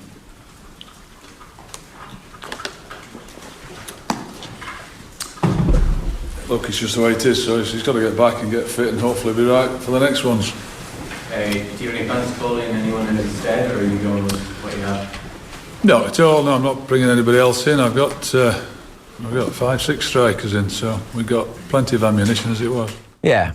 Could he brought anybody else in? Do we have anybody else that's not in the squad? It's kind of everybody gets in the first place, right? That's it. Like if you're a professional footballer, you're in the extended squad. Yeah. But McGoldrick did so well against Georgia, so It'll be fine. yeah, be all right. It's disappointing though, because Shane Long, I know. like he goes through these streaks where you're thinking, yeah, this is the player that we all thought he could be, and now he's injured again. But that's the problem with being a flyer, your hamstrings. You'd think that somewhere along the way a physio cracks it and says, this is the amount of work you can do. And the Southampton have like a tracker that says you're allowed to do 15 sprints in this training session, do not do any more. No? Is the science not that good anymore? Not that good yet, rather? Probably asking the wrong guy, but I agree with Phil. I genuinely think he could have made an impact in this game. Whereas absolutely. a couple of months ago, I think he might as well have just stayed at home. Like, but he's so streaky, totally different player to McGoldrick as well, and. Not so much if we're 1-0 down, but if we were 0-all, like you want to be bringing on players against teams who, like you want to bring on fast players against teams who you can hit on the break, not teams who are master defence, like who they're 1-0 up and protecting a lead. Yeah. If at 0-all, Denmark are going to be putting us under pressure and leaving a few gaps, and Long would have been perfect for that. McGoldrick's a different type of player, but that's where we're at. Yeah, we take 0-all, right? And we're on board with the 0-all at this point. I was at the 0-all the first leg of the playoff. It was dour stuff. Like there was a lot better than the Nations League game. Oh, that was awful. You know? Yeah. Did you take it? I've blanked the Nations League game from my memory. I'm not lying. I haven't clue. What happened? Oh, it was we. I don't know if we'd have shot on goal. Basically, Is that the one that was in Yeah. Aarhus? Yeah, they tried to batten down the hatches and basically get a result because morale were so bad at the time. But I take 0-all, but I do take I'm kind of insulted by the fact that Irish football is now coming across to people in Denmark. Like Denmark wouldn't be amazingly technical themselves. No, but at the moment, primitive. But they were primitive and agricultural, and I don't want us to go They there. grew up in the 86 team, the two lads. Well, so Michael was 86 and Laudrups. Brian's later. So they had a very technical team. Grand, but like the Denmark are a fairly ordinary side, to my mind. You know, they're a team that we should be aiming to beat, home or away. Well, sorry, I think they're the exact same as us, except they've got Christian Eriksen. Yeah, they're like we were when we had Damien Duff. Yeah. But even if you look at midfield, they have Delaney playing for Dortmund. Shona played for Ajax in a Champions League semi-final. Yeah, okay, Phil, you're bringing facts to this. Yeah, Delaney's okay though. He's grand. Like, He's at a higher level than what we've got in central midfielders playing at the minute. Although Conor Horan's much better. Like, I don't know. So Matt Doherty, when he was playing in the Championship, everyone's like, oh, he's a Championship player. Now he's like the second best right wing back. in Ireland. we should be going over there trying to win the game. I'd take a 0-0 draw, but I wouldn't. Whether I'd have reservations about taking a 0-0 draw if we played anything like we did under O'Neill, because I think we have to get away from that and start thinking more of how the under 21s played yesterday. I think as well that like you take away draws on the basis that you're going to win your home games, and we can't.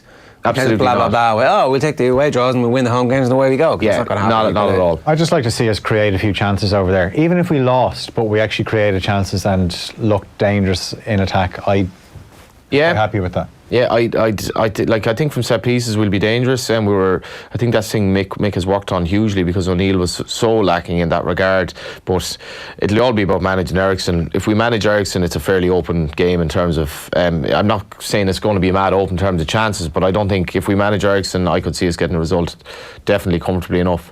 Kevin Maguire on Facebook talking about his memories with his dad. It's our Father's Day competition with Bernard Thomas. Watching the Champions League final in 2005 with my dad and having my first pint with him after Liverpool winning it. Doesn't say what age he was, but Enda Boland says Westmeath beating Dublin in 2004 and then going on to win Leinster. #glory days. Imagine that. Imagine Westmeath beating Dublin. Unbelievable. Loud in a Leinster final not that long ago. Nearly winning it. Long time ago. Yeah. It is what brought me into sport, though. Like my dad bringing me, like back in the day in Croke Park, being lifted over the turnstile. Oh, happy days. Yeah. Try doing that now. Oh, A bit of advice, don't try doing that now. You won't get in. I think back to, like, my dad's from Offaly, so starting to watch the Offaly hurlers late 80s, the day they lost to Antrim. Oh, like, yeah. As a kid. An all-time classic at our house. To my dad going, like, why are they losing to Antrim? And I'd say my dad is just like, shut up, son, will you?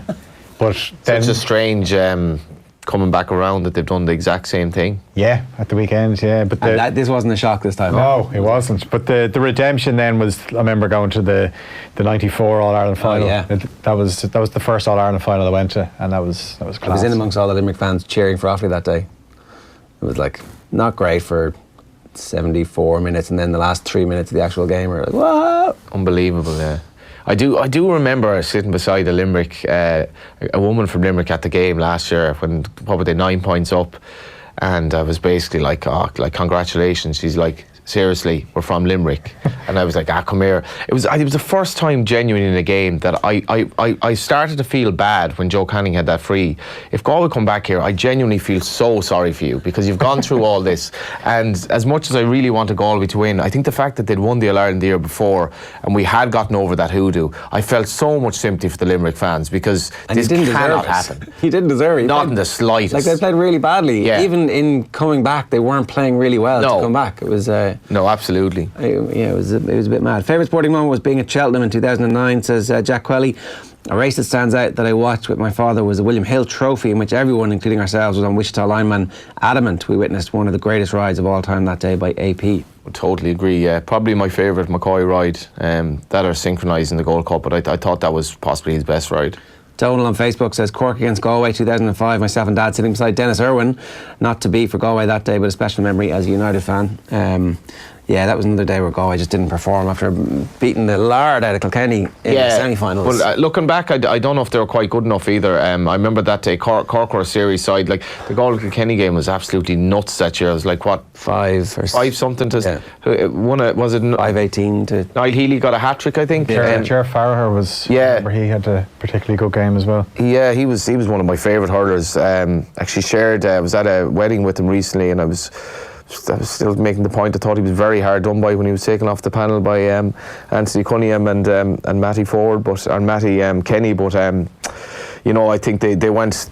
Galway. You're a sweet talker at heart, Johnny, aren't you? Well, I remember saying to the lads at the time that I think that the thought was that Farragher's work rate wasn't up with what Galway wanted to bring in under Anthony Cunningham. But what a beautiful, beautiful stroker of the ball, and lovely hurler.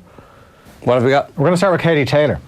She is due to touchdown in Dublin Airport around 10 o'clock this morning, and there's a big crowd expected there. The 2012 Olympic champion will have another 2 belts with her. Obviously, she went into the fight against Delphine Pursoon with the WBA, IBF and WBO belts, but now has the WBC strap as well as the inaugural ring belt. So 5 belts after controversially outpointing Pursoon at Madison Square Garden in New York to become the unified world lightweight champion.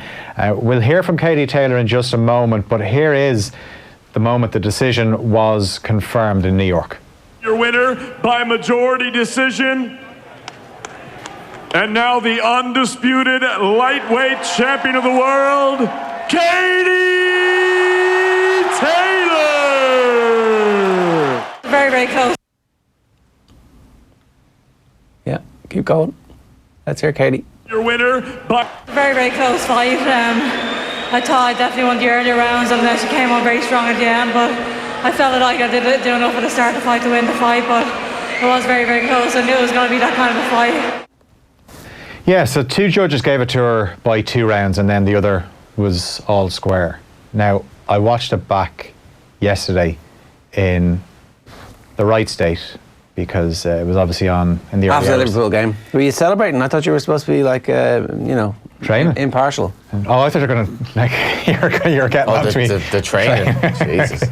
Training at all hours in the morning? Absolutely. But, I was out watching the Champions League final. I was in Achill, and we went to watch it. Yeah. Oh. Went to watch it in Lynette's pub in Bunnacurry in Achill, and then went down the island and celebrated a little bit, and then came back and watched Down the island? Yeah. What did that entail? Like going out to the shore and... No.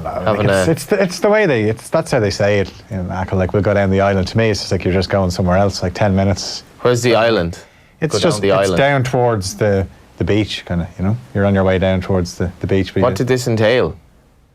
Just going to a few different places. Taking in a few... I suppose the problem is you're getting further away from the house. Yeah, You're going down the island, and, my taxi doesn't work in Achill. So you're kind of dependent on somebody being there that might be able to pick you up. So I got home anyway in time for the Katie Taylor fight, but it was a long day. And I happened to... You were tired and emotional. I was struggling, and I said, no, do you know what, I'm recording it anyway, so I'll watch it back tomorrow. But then I woke up in the armchair just as Joshua had come into the ring to fight Andy Ruiz. I was like, I'll give it a watch. Joshua's going to get this done in a couple of rounds. Put him down in the third. I thought, yeah, this is it, it's over. Unbelievable. Like that. That's one of the biggest shocks I've ever seen. I remember Buster Douglas beating Tyson, but that wasn't on TV. I didn't get to see that. To actually watch it was incredible. I just thought it was all strange as well how it happened, that he just didn't really seem to care, Joshua, at the end. He didn't put up a fight at the end. But it's kind of thrown it all a bit. Yeah, huge fraud was how Dead's been referred to Anthony Joshua. And I mean, there's a possibility that maybe, he's not a fraud because the Klitschko fight means he's not a fraud. No. It was Klitschko at the end. Dillian White as well, who's, he's a decent opponent as well. But Wilder and Fury must have been looking at that thinking, oh no, why didn't we go for that? Well, so, they now have to go in against Ruiz. One of them has to go in against Ruiz. That, he is obviously... Tyson Fury would just jab, to quote Tyson Fury, he'd jab his nut in for 12 rounds. Not a very interesting fight. No. Wilder would just land. Could be a good fight. Wilder would just land the right hand on him. Yeah, probably. But first time Ruiz was ever down, and look how he responded. He's going to take some. Well, he's going to give some. I thought it was brilliant. Just get that ballast. I wonder what kind of shape he'd be in for his next fight. I don't know. Is it better or worse? I don't know. Is it worse? Is he just now eating all the pies? Going, look at how my training regime has worked in my. I hope you don't take inspiration in terms of this triathlon pursuit. Yeah, a few burgers beforehand. Anyway, Katie Taylor, we are all hypocrites for not calling out the corruption in boxing that has seen Katie Taylor win that fight in Ireland. Andy Lee says 6'4", by the way. So and I know Andy would have Taylor, and he would have watched that. Andy would have watched that with the sound down, so you can't get influenced by commentary. And he's done this before. He did it with the first Canelo and Triple G fight, and I think he scored it very tightly. So they're 2-minute rounds. They're very hard to score because, as a judge, I thought a lot of the rounds, Taylor started the rounds better, and then Pursoon would just walk her down and finish them stronger. What are you, as a judge, are you swayed by what you've just seen in the last minute of the round or the first minute? Who's landing the better punches? Taylor is so much better than her technically. That was the most disappointing factor for me, was if she just got in and out, she would have been fine, but she got dragged into a war which suited Pursoon, and Katie does this the odd time. I think we know how tough she is, but if she had schooled her for 10 rounds, I would have had no problem with that. Did she feel maybe because it was a unified title shot in New York that she had to put on a show? Yeah. I mean, presumably this makes both of them way more money now the next time, because there will be a bit of needle, a bit of spice, a bit of attention to the build-up, and everybody's happy, no? Yeah, well, Pursoon has put in a complaint, but that's not going to change anything. Dennis Hogan did the same when he lost to Mungia, and it's not going to change anything. There will be a rematch at some stage. Sounds like maybe not straight away. Right, so there'll be an easy fight, and then this... Yeah, that makes sense. By the way, like, regardless of the decision, it was a cracking fight. I mean, anyone that still has questions about women's boxing and does it belong, on the big stage, it was a brilliant scrap. All right, what else we got? Republic of Ireland manager Mick McCarthy will have to plan without Shane Long, as we spoke there, for the qualifiers against Denmark and Gibraltar. He's out with a hamstring injury. McCarthy's unlikely to make changes from the win over Georgia in March, which means Seamus Coleman is set to start ahead of Matt Doherty. And McCarthy says the players have a fair idea of what to expect from the Danes. They've got more knowledge of the Denmark team than I have, playing against them. But I know what it's like being a player. You play against them 2 years ago, and then you have another 40 games the following season, 40 games the season after that, and you're not concentrating on one team. But I think, bearing in mind that we've been there and not got beaten, then does that give them confidence? I don't know. Because I said the other week, when the 5-1 are here, does that knock the confidence? No, it's just a different game. Yeah, a game on Friday night in rugby. Ireland take on England in their opening Under-20 World Championship game in Argentina. That one kicks off at 7:30 tonight, Irish time. 5-time major winner Phil Mickelson is the latest high-profile player to be confirmed to play at the JP McManus Pro-Am at Adair Manor next year. Star-studded field so far. Mickelson joins the likes of Tiger Woods, Rory McIlroy, Justin Rose, Sergio Garcia, John Ram, Henrik Stenson. You'd imagine there's a few more to go in there. That's an unbelievable field. It's the first time he'll be playing in Ireland since the 2006 Ryder Cup. Right. And Rafa Nadal and Roger Federer are both in quarter-final action at the French Open later on. Nadal, going for his 12th title at Roland Garros, takes on Kei Nishikori. Federer takes on Stan Wawrinka in an all-Swiss last 8 tie. And Sloane Stephens and Johanna Konta meet in the last 8 in the women's draw. All right, Phil, good stuff. Thanks very much for that. A couple more quick texts for you here about our competition. Ireland against England, Croke Park, 2007. I'm never going to forget that. My dad brought me in 2 hours early to watch Johnny Wilkinson warm up. Little did we know it would be one of the most historic days in Irish sport. Going to see the warm-ups is one of the best things you can do in sport. Like, I don't know, these are high-quality athletes doing stuff pre-game. You get a big sense of what's about to happen and what their capabilities are.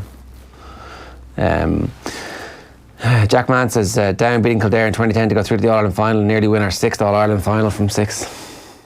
Not a great memory, I have to say. I remember it was one of the best individual performances I've ever seen from Marty Clark that day. It looked like he had a force field around him, kind of thing. Why don't Kildare just mark Marty Clark? He's the only time I've ever seen a quarterback playing Gaelic football, but he had as much space as a quarterback with an offensive line in front of him. Like, can anybody else see what he's doing? A bit late now. It was a bit, yeah. We got rolled by the referee that day as well. Right, I think Kevin Kilbane is with us, is he? Yeah, Kevin, good morning to you. Good morning, Jay. How you keeping? Oh, you're looking good, Kev. Tired morning, honestly, tired few days. Don't think you've had a shower yet, have you? I've not a shower. I'm only up 10 minutes. Why would I have had a shower? Not great prep. You're talking about prepping before the game and doing the warm-up. I prepped last night. Did all my prep last night, John. Did all my prep over the last week or so, you know. Worrying. How did you get on in Madrid? Yeah, I enjoyed it. I was there for a couple of nights. We stayed out of the madness, really. We were in briefly into the centre on Friday night, it was. You had to do a few things, and I met a few friends that were over there. One Liverpool fan, one Tottenham fan as well.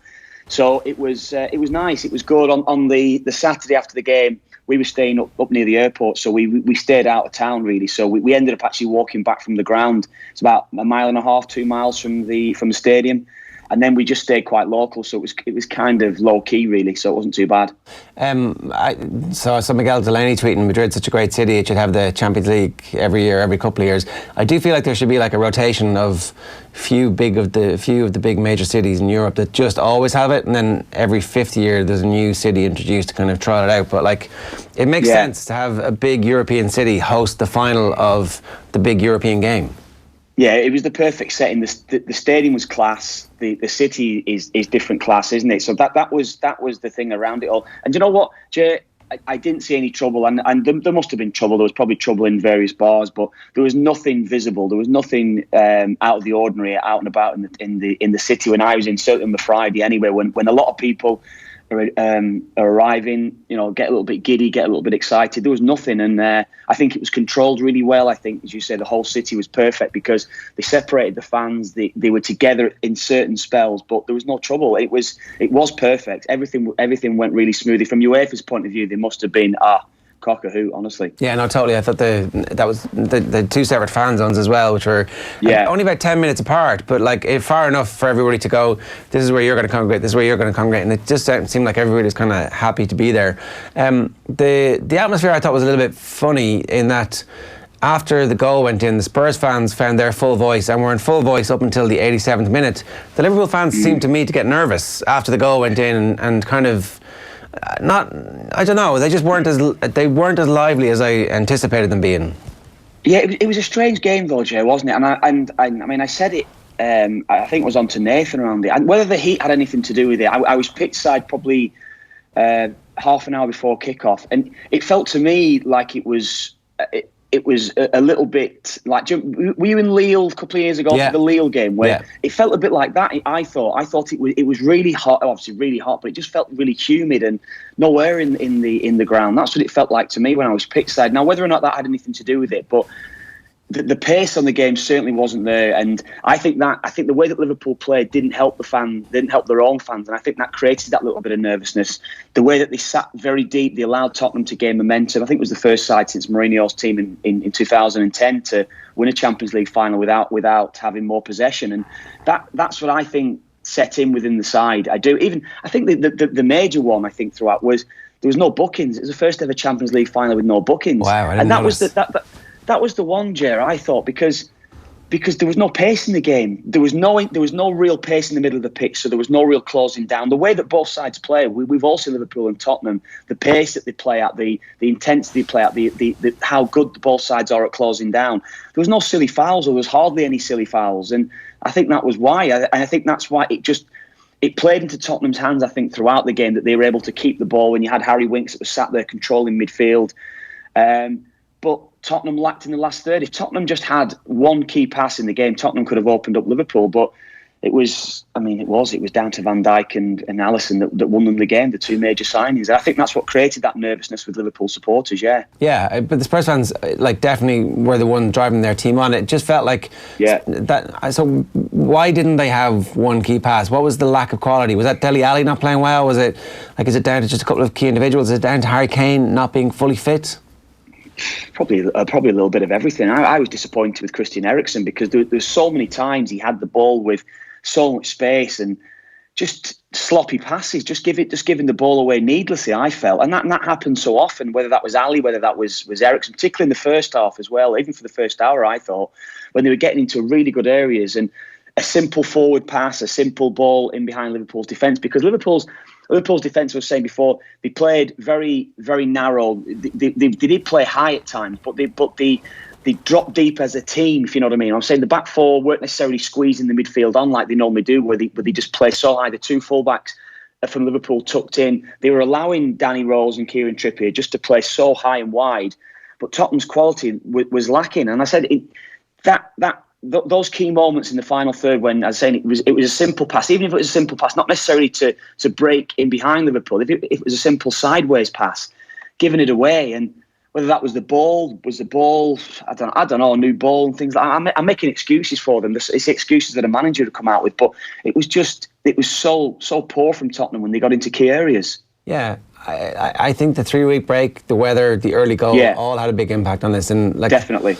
And maybe a bit of nervousness too, because you don't know how a team is actually going to deal with the fact that it is history, it is a Champions League final, it is kind of an unexpected arrival for a Spurs team at this point in their evolution.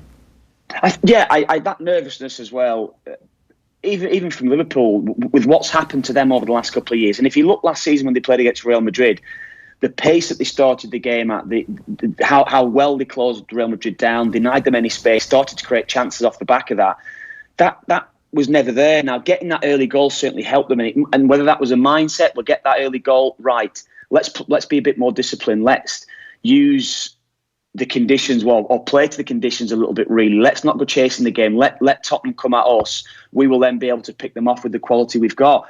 The amount of long balls that were I lost count of the amount of long balls from back to front that was hit, which was very unusual for both sides, particularly Liverpool. The amount of times, and they got in a few times, yes, but the amount of long balls that were overhit in behind, they were trying to exploit Trippier and Rose stepping in, yes, and they tried to use Mane and Salah going in, coming in off the wings, trying to play in between the centre half and fullback. But the amount of balls that were overhit when there was no pressure being put on the ball as well, and that was.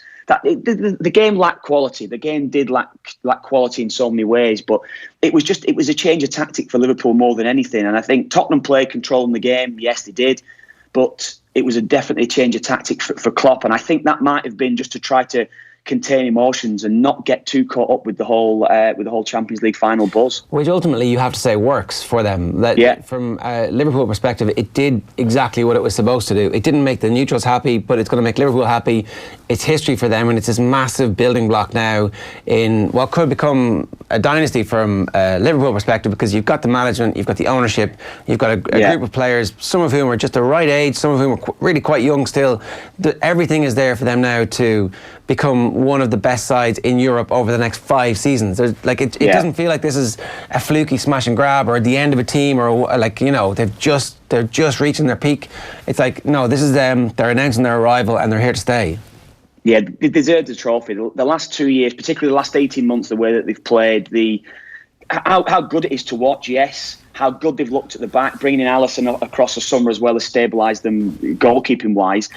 But I think the ultimate thing is it's the manager. Like, if you've got a choice of going to Man City or Liverpool, I think now you're going to choose to go and play for Klopp. I think you can see the relationship he's got with his players. Certainly if you've got Liverpool, Man United's offering a player 20-30 grand more, which was the case with Van Dijk. Van Dijk was offered a lot more money to go to Man City, a lot more money to go to Chelsea, yet he chose Liverpool. There's a reason for that. That's the manager. Simply is the manager. And I think that's going to be the case across world football now. Any player that's going to come into the Premier League, and you've got a choice of football clubs, I think you're going to choose Liverpool over them now, simply because they have got a manager that entices players more than anything. Guardiola, because of what he does, and he gets that little bit extra. But apart from Guardiola, there's nobody else that players are going to want to play for. Yeah. It's great. It's great to hear as well that it's not all about money, and just to feel part of something special, to be able to enjoy going to work every day, to a dressing room that you really, you feel like a family, and compare that to what the Man United dressing room would have been like this season and where it's going. Who would you fancy to win the title next season, Kev? Then, if you're like, this is where Liverpool want to be. Yeah.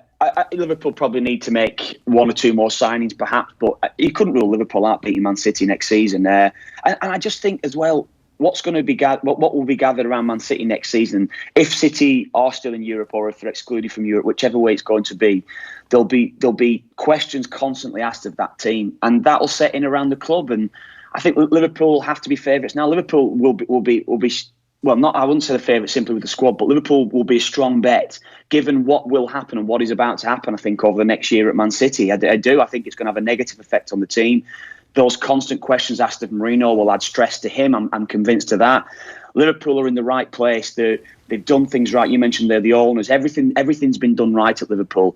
And it's been done right from top to bottom. And more so than any side in Europe now, Liverpool, and you said dynasty, I don't know whether that'll be the case, but Liverpool are in the best place, I think, now to dominate over the next 4 or 5 years. That is without a doubt. Whether they can add another Champions League or 2 to that, the Premier League is the one they want, because that is the serious test. Look, I mean, yeah, we all know Tottenham getting to a final. Was it 19 losses this season? Liverpool lost 3, I think. Was it 3 games this season? 4 games, I think it might have been, in the Champions League this season. 3 games in the Champions League this season, sorry. So Liverpool only lost 1 across the course of that season. It shows the standard of the Premier League and how difficult it is to win that. That is the goal next year. They have to win a Premier League or 2 over the next few years. But I think it can be done. I think they will do it. If they signed a midfielder, it'll be. Well, we'll talk about that in a minute. So I just want to. Preston's second best ever footballer, Mark Lawrenson, was on the show yesterday. Here he is talking about this Liverpool team and their likeability. Playing I would still say, and a lot of people would argue with me, but I think they're everyone else's favourite second team. I don't know about that, Mark. Hey? I don't know about that. Well, I think so. I think the majority. Listen, all right. I'll tell you this now, right? What I'll ask you this question. So you're a Premier League supporter, right? And apart from the Manchester City manager Guardiola, who would you want as your manager if you could have anybody? Oh no, I was specifically saying I don't think they're everyone else's second team now. Well, no, that's what I'm saying because of him. It's all about him. And when he was appointed, a lot of people who know a lot of things about football in this country went, "Oh my God, I wish we had him." And he hadn't even managed a team in one game. So listen, I think Liverpool are very fortunate. They had a profit last year of over 106 million. It looks like they're going to have another profit this year.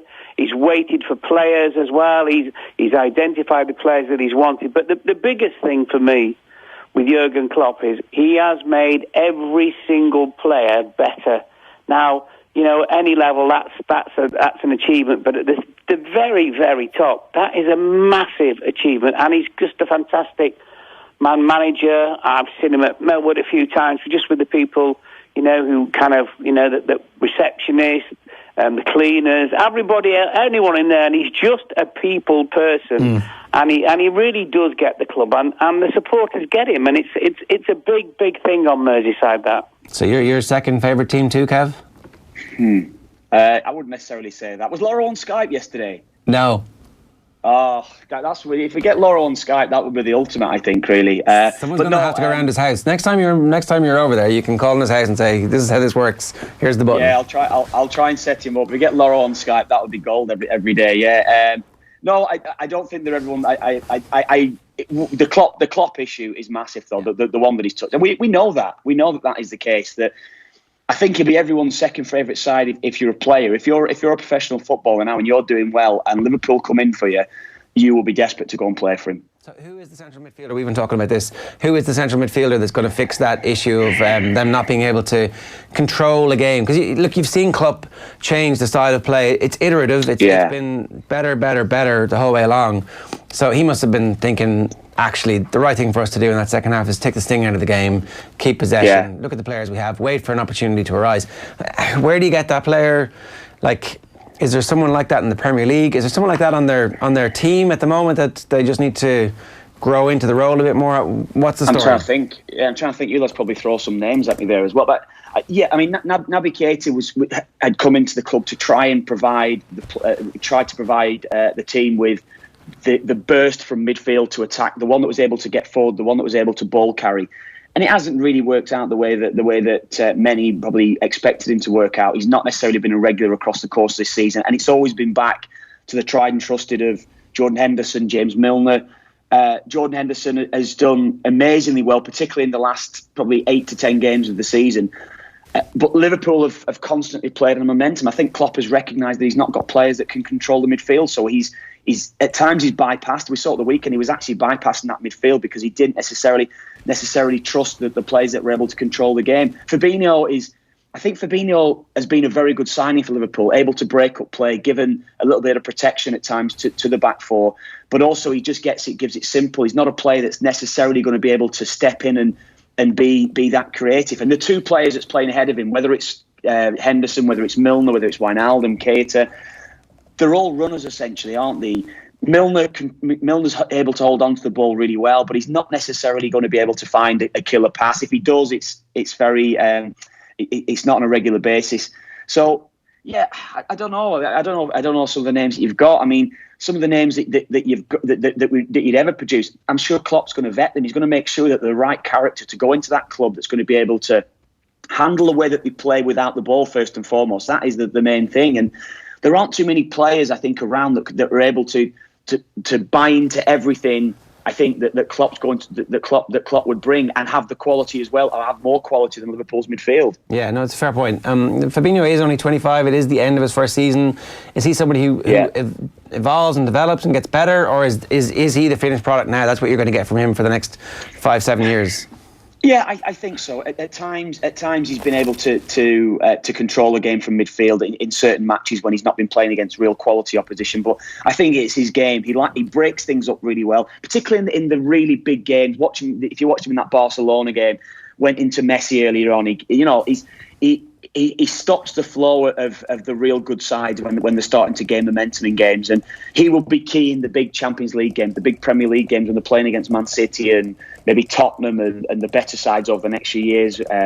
That's his game, I think, Ger. I think he's more get the ball, keep it simple, just keep the game ticking over for Liverpool. I think that's his game, yeah. I look, Bobby Firmino is obviously a really good striker and kind of came off the boil a little bit because of a series of niggly injuries over the last 3 or 4 months, and scored really important goals early on in the season. So I'm not saying that they're going to get rid of him, but if there was somebody that you could replace in that team with somebody even better, is that an area that they look at?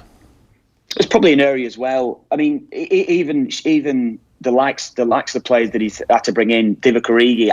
The story of Origi is amazing. And the fact is that how has Klopp been able to keep him happy? How has he been able to keep him around that squad for such a long time when he's had hardly any game time until the last 4 or 5 months of the season? So that is amazing. He's certainly not a replacement for Firmino. I don't think he has the quality. We've seen him enough that he doesn't have that quality. There could be another major striker that goes into the side, but it's what Firmino does off the ball. It's what Firmino does when he's dropping into the hole, into deeper areas. It just frees up Mane and Salah every single time. The movement from those two that's able to run in off the wings. They're only able to do that because of the movement from Firmino and the understanding that the three of them have got up front. So why would you change that? I don't necessarily see it as a major issue. He's not necessarily a player that's going to score 25, 30 goals a season like even Mane and Salah have done. I don't think he's this sort of player, but he's a key cog in what Liverpool have. Well, I guess just because there was that random question, like to everybody at PSG at the moment seems to be available. So if Kylian Mbappe is available, do you spend 250 million, stick him in as your centre forward, and just become... I don't think they go from JB. The only reason why, if you get Kylian Mbappe, you're probably going to have to give him 300 grand a week, which is probably around or about double the wages that Virgil van Dijk is on. Why are Liverpool going to upset the club and bring a player in on almost double what the rest of the players are on? I don't think it's going to happen. That's so big as well.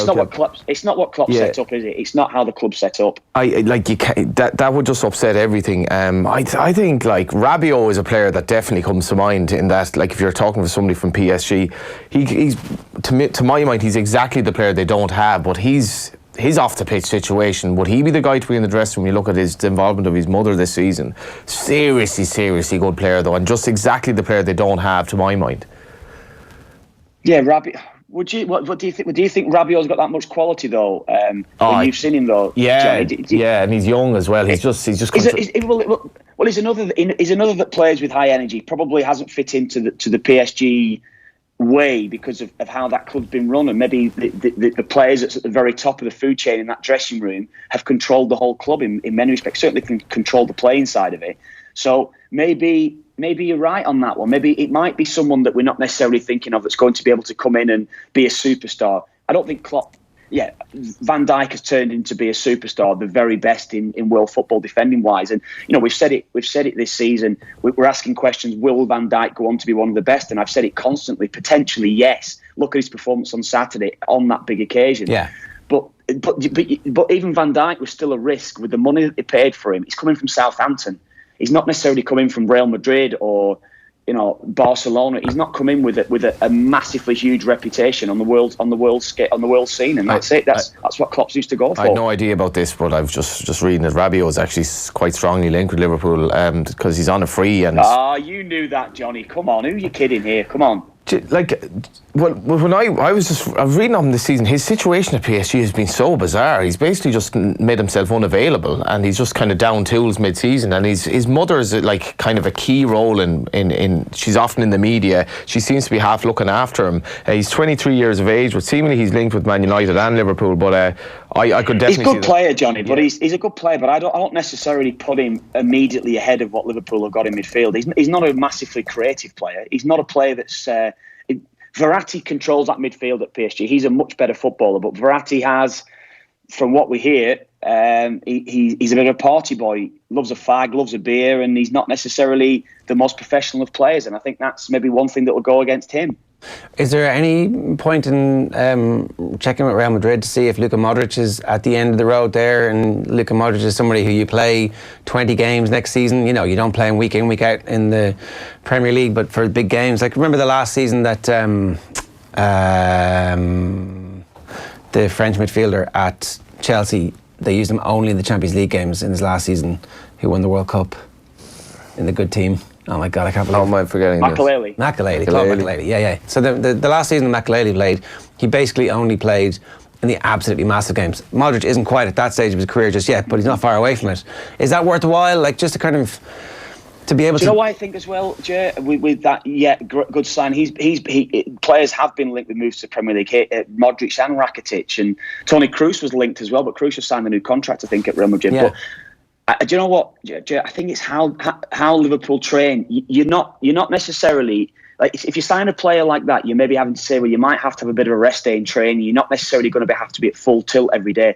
Liverpool are at full tilt every single day in training. If you're not working every day, you're not going to be selected on a Saturday. Okay. And I think that's why Liverpool have got the age demographic right across their team. I think they've got everything right. Even Milner at his age now, he trains every day. Jordan Henderson, they train every single day, full tilt. They're probably the leaders on the training ground every day. That's why Klopp, they're almost indispensable to that club. I think they'll probably be around for another 2 or 3 years yet because of the attitude that they set on the training ground. The attitude sets into the games on a Saturday. And I think if you're going to break what Liverpool have got there, it's got to have to be someone that's very special, that does every single thing right in his life, that's going to go into that dressing room. Yeah, and just you mentioned Milner, but what a career James Milner has put in. Like, I'm a Villa fan, so we were obviously fairly aware of his abilities there, but the Leeds fans who saw him as a 17-year-old, half his age, half his lifetime, he has been playing man's football week in, week out, always showing up, always really good. Left at home for a World Cup when, like, he was definitely one of the best players that, and one of the tone setters that England needed. You're kind of thinking he's getting his just rewards and finally getting the recognition he deserves. Yeah, it has been. It's been an incredible season. He's had an incredible time, particularly since Klopp's gone in. And I think when he first went in there, Jurgen Klopp, he might have looked at someone like James Milner. I might have to move him on eventually. But again, I go back to the point I was making last. The attitude that he sets day in, day out. I played in the game at the Stadium of Light when he became the youngest ever Premier League goal scorer. Not too sure what year it was, about 01 maybe, 2000, 2001, something like that, 2002. And he's the level that he's achieved. Rarely ever when you see a player break onto the scene like that at 16 in the Leeds side, you rarely ever see them at 32, you know, winning Champions Leagues or whatever it will be. They're out of the game by the time they're 22, or certainly out of real top-level football by the time they get to 22, 23. It's just a testament to his attitude, how he's applied himself across his career. And that's the difficult thing when you are so good, so young, to have longevity in your career. And, you know, I played against him so many times. You mentioned when he was at Villa, played against him at Villa, played against him at Leeds, Newcastle, and he has had an unbelievable career. But even when you played against him, he was such a hardy, I was going to say shite, but he is. He'd take a tackle, he'd roll through a tackle, and he'd go back and do you if necessary.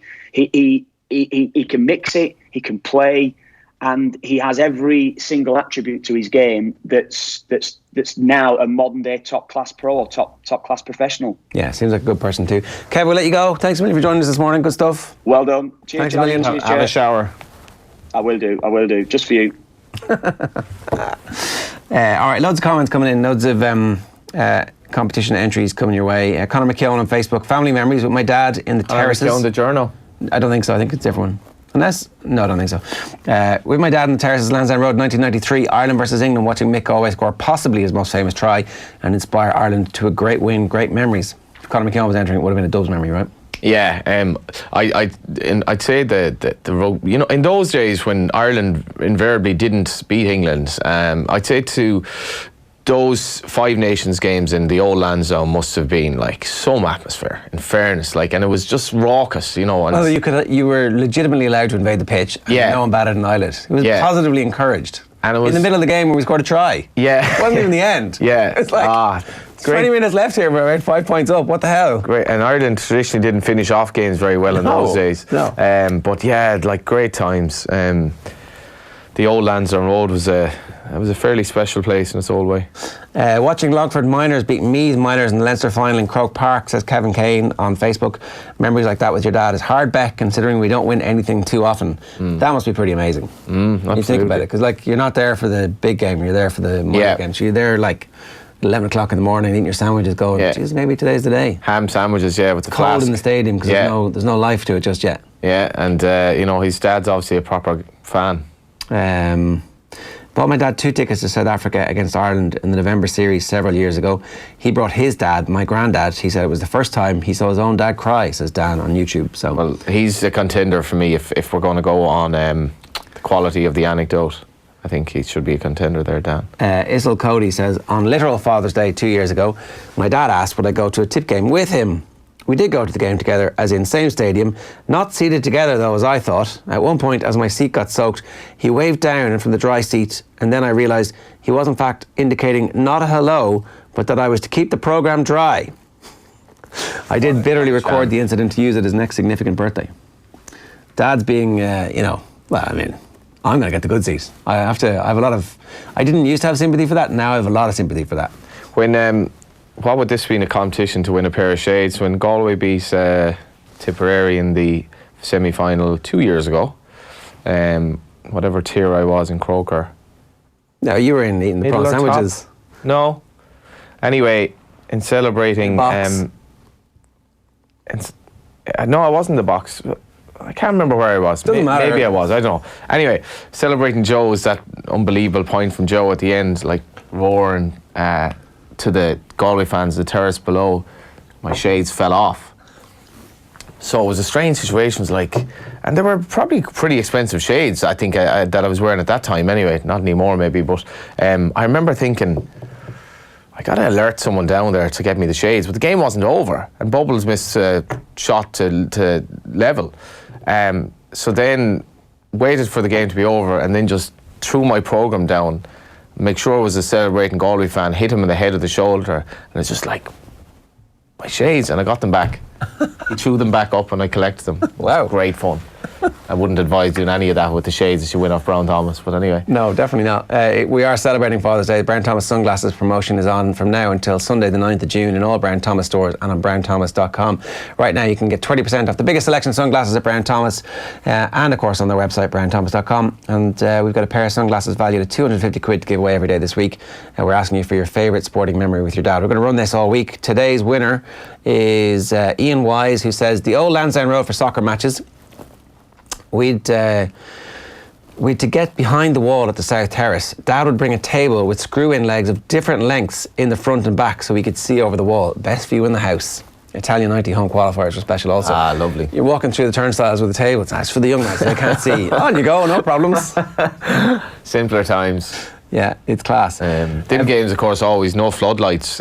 So we used to, literally, the principal in school, who I actually referenced earlier on the show, he'd just bring in a television and we'd watch it.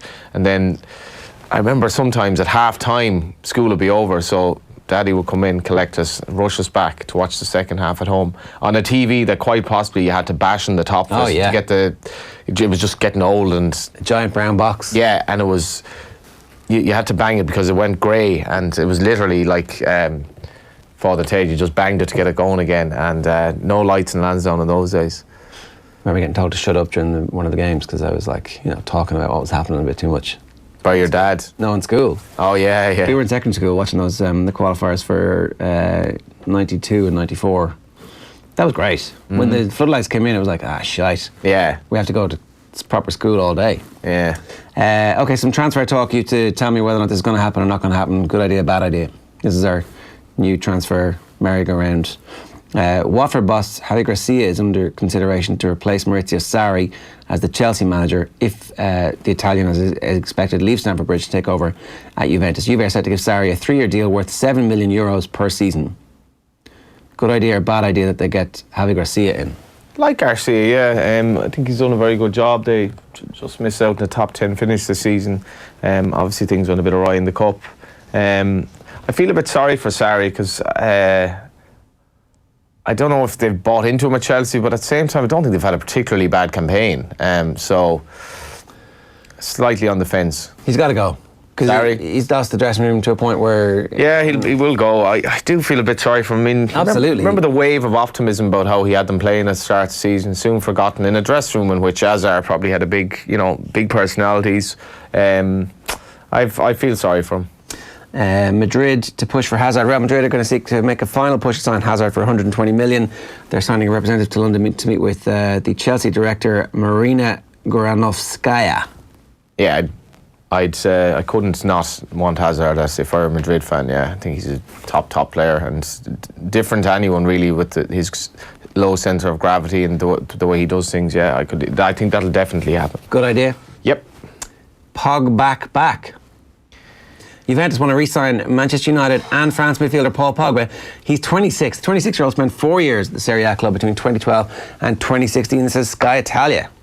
Yeah, get the plane out. Fly him to the Stadio dell'Alpe, put the parachute on, make it black and white striped and go, we're throwing the parachute in for nothing. Give us our money. Yeah, thought he might end up going to Real Madrid. I'd have serious reservations about Pogba at this stage. I think that he pretty much has all the talent there, and I think he's been let down in a sense at Man United because of the inadequacies of the players around him, but his attitude is just so flaky. I wouldn't be signing him for anyone. And Juve probably are looking back on Ronaldo in terms of the commercial success of that transfer and thinking of something similar. Yeah, I think it makes sense, a bit of sense for Juve. If he's not the alpha dog in the changing room, it might be okay. Possibly, Juve, possibly. It might be okay, but at Real Madrid it might be actually perfect. When you're not looking to him week in, week out to be the only player on the team. I'd say that he would be really good in City's team, in Liverpool's team, in Spurs' team. It's just that at Man United, who are you looking around and going, Lukaku... Would Guardiola sign Pogba? No, he wouldn't, but I think he could use him. I don't think Klopp would sign him. I don't either, but I think that in those teams, they would get way more out of him. Ability-wise, he's been so... what a flop of a campaign he's had when you think about it. Maddison to United, good idea, bad idea. Man United are the favourites on Leicester City's English midfielder James Maddison. He's 22, which would completely transform the age profile at Manchester United. I think they need to do that. I think the likes of Declan Rice they should look at as well. I like Maddison as a quality prospect. Declan Rice, not. Did you not pay attention to what Declan Rice said last week? He said he loves West Ham. He's a West Ham fan. He wants to be. He's there. I mean, he's going to be a West Ham player for life because he just told us because he loves the club. Well, he's never going to change his mind. He's either a spoofer or he's very young and naive the way he talks to media. I've probably a mixture of both, but I do think he'd fit in with Man United. I think they'd probably have to start beginning life post Matic as well. I think Matic has had a very disappointing campaign. How do any of those players join Man United and not ask for the Alexis Sanchez money? And how do Man United say no? Well, Alexis Sanchez will be gone, so maybe they can begin life after that, but it has to be a clean slate there, and maybe Klopp has done wonders for football and putting together a team that basically just wanted to win something. But it's as Kev said, it's a huge challenge. If you're on 50% more than the guy beside you who's every bit as good as you, of course I'd be pissed off about that. Leicester left back Ben Chilwell, 22, says Manchester City boss Pep Guardiola told him he was a big admirer of his this season. That's not tapping up, that's just saying I like you a lot. I'd like to spend some time in your company. That's not creepy. Good idea, bad idea. Another player I think has a big future, and very dynamic. You could see why he'd like him. If I'm Leicester, I get everybody to stay for one more season and say we could hit the Champions League. That team that we had a couple of years ago won the league title. You could bring this Leicester team to the Champions League, and if we make the Champions League, I'll match whatever salary you get offered by City or Man United or whatever. Because Leicester have the core of a brilliant young team. They do. I think I've only seen them once since Rodgers took over, but that was the Man City game, the pivotal 1-0 win. They were excellent. They've huge potential there, and it's possible. It's hard to predict. Apart from Liverpool next season, it's hard to predict the likes of Chelsea, Arsenal, even Spurs at the moment. It's certainly Man United. So I could see. I was having the taxi driver was arguing with me coming in. He was like, "Why did Doherty? Why is he staying with Wolves?" I was like, "Well, Wolves aren't a million miles off. Wolves could definitely be top 4 next season. They're not a million miles off." And they've got the old same money that he would be getting at Man United, basically. Yeah, and none of the pressure. He's also playing in a team that really suits him. Yeah, Doherty is a wing back. When he's not a wing back, it'll be interesting to see how he adapts. Yeah. All right, John, good stuff. Thanks, sure. That is our lot on OTB AM this morning. The lads are back on the radio this evening from 7 o'clock. Stay tuned to offtheball.com and all of our social channels during the day for more details about what we'll be bringing your way a little bit later on. But for now, good luck. See you tomorrow.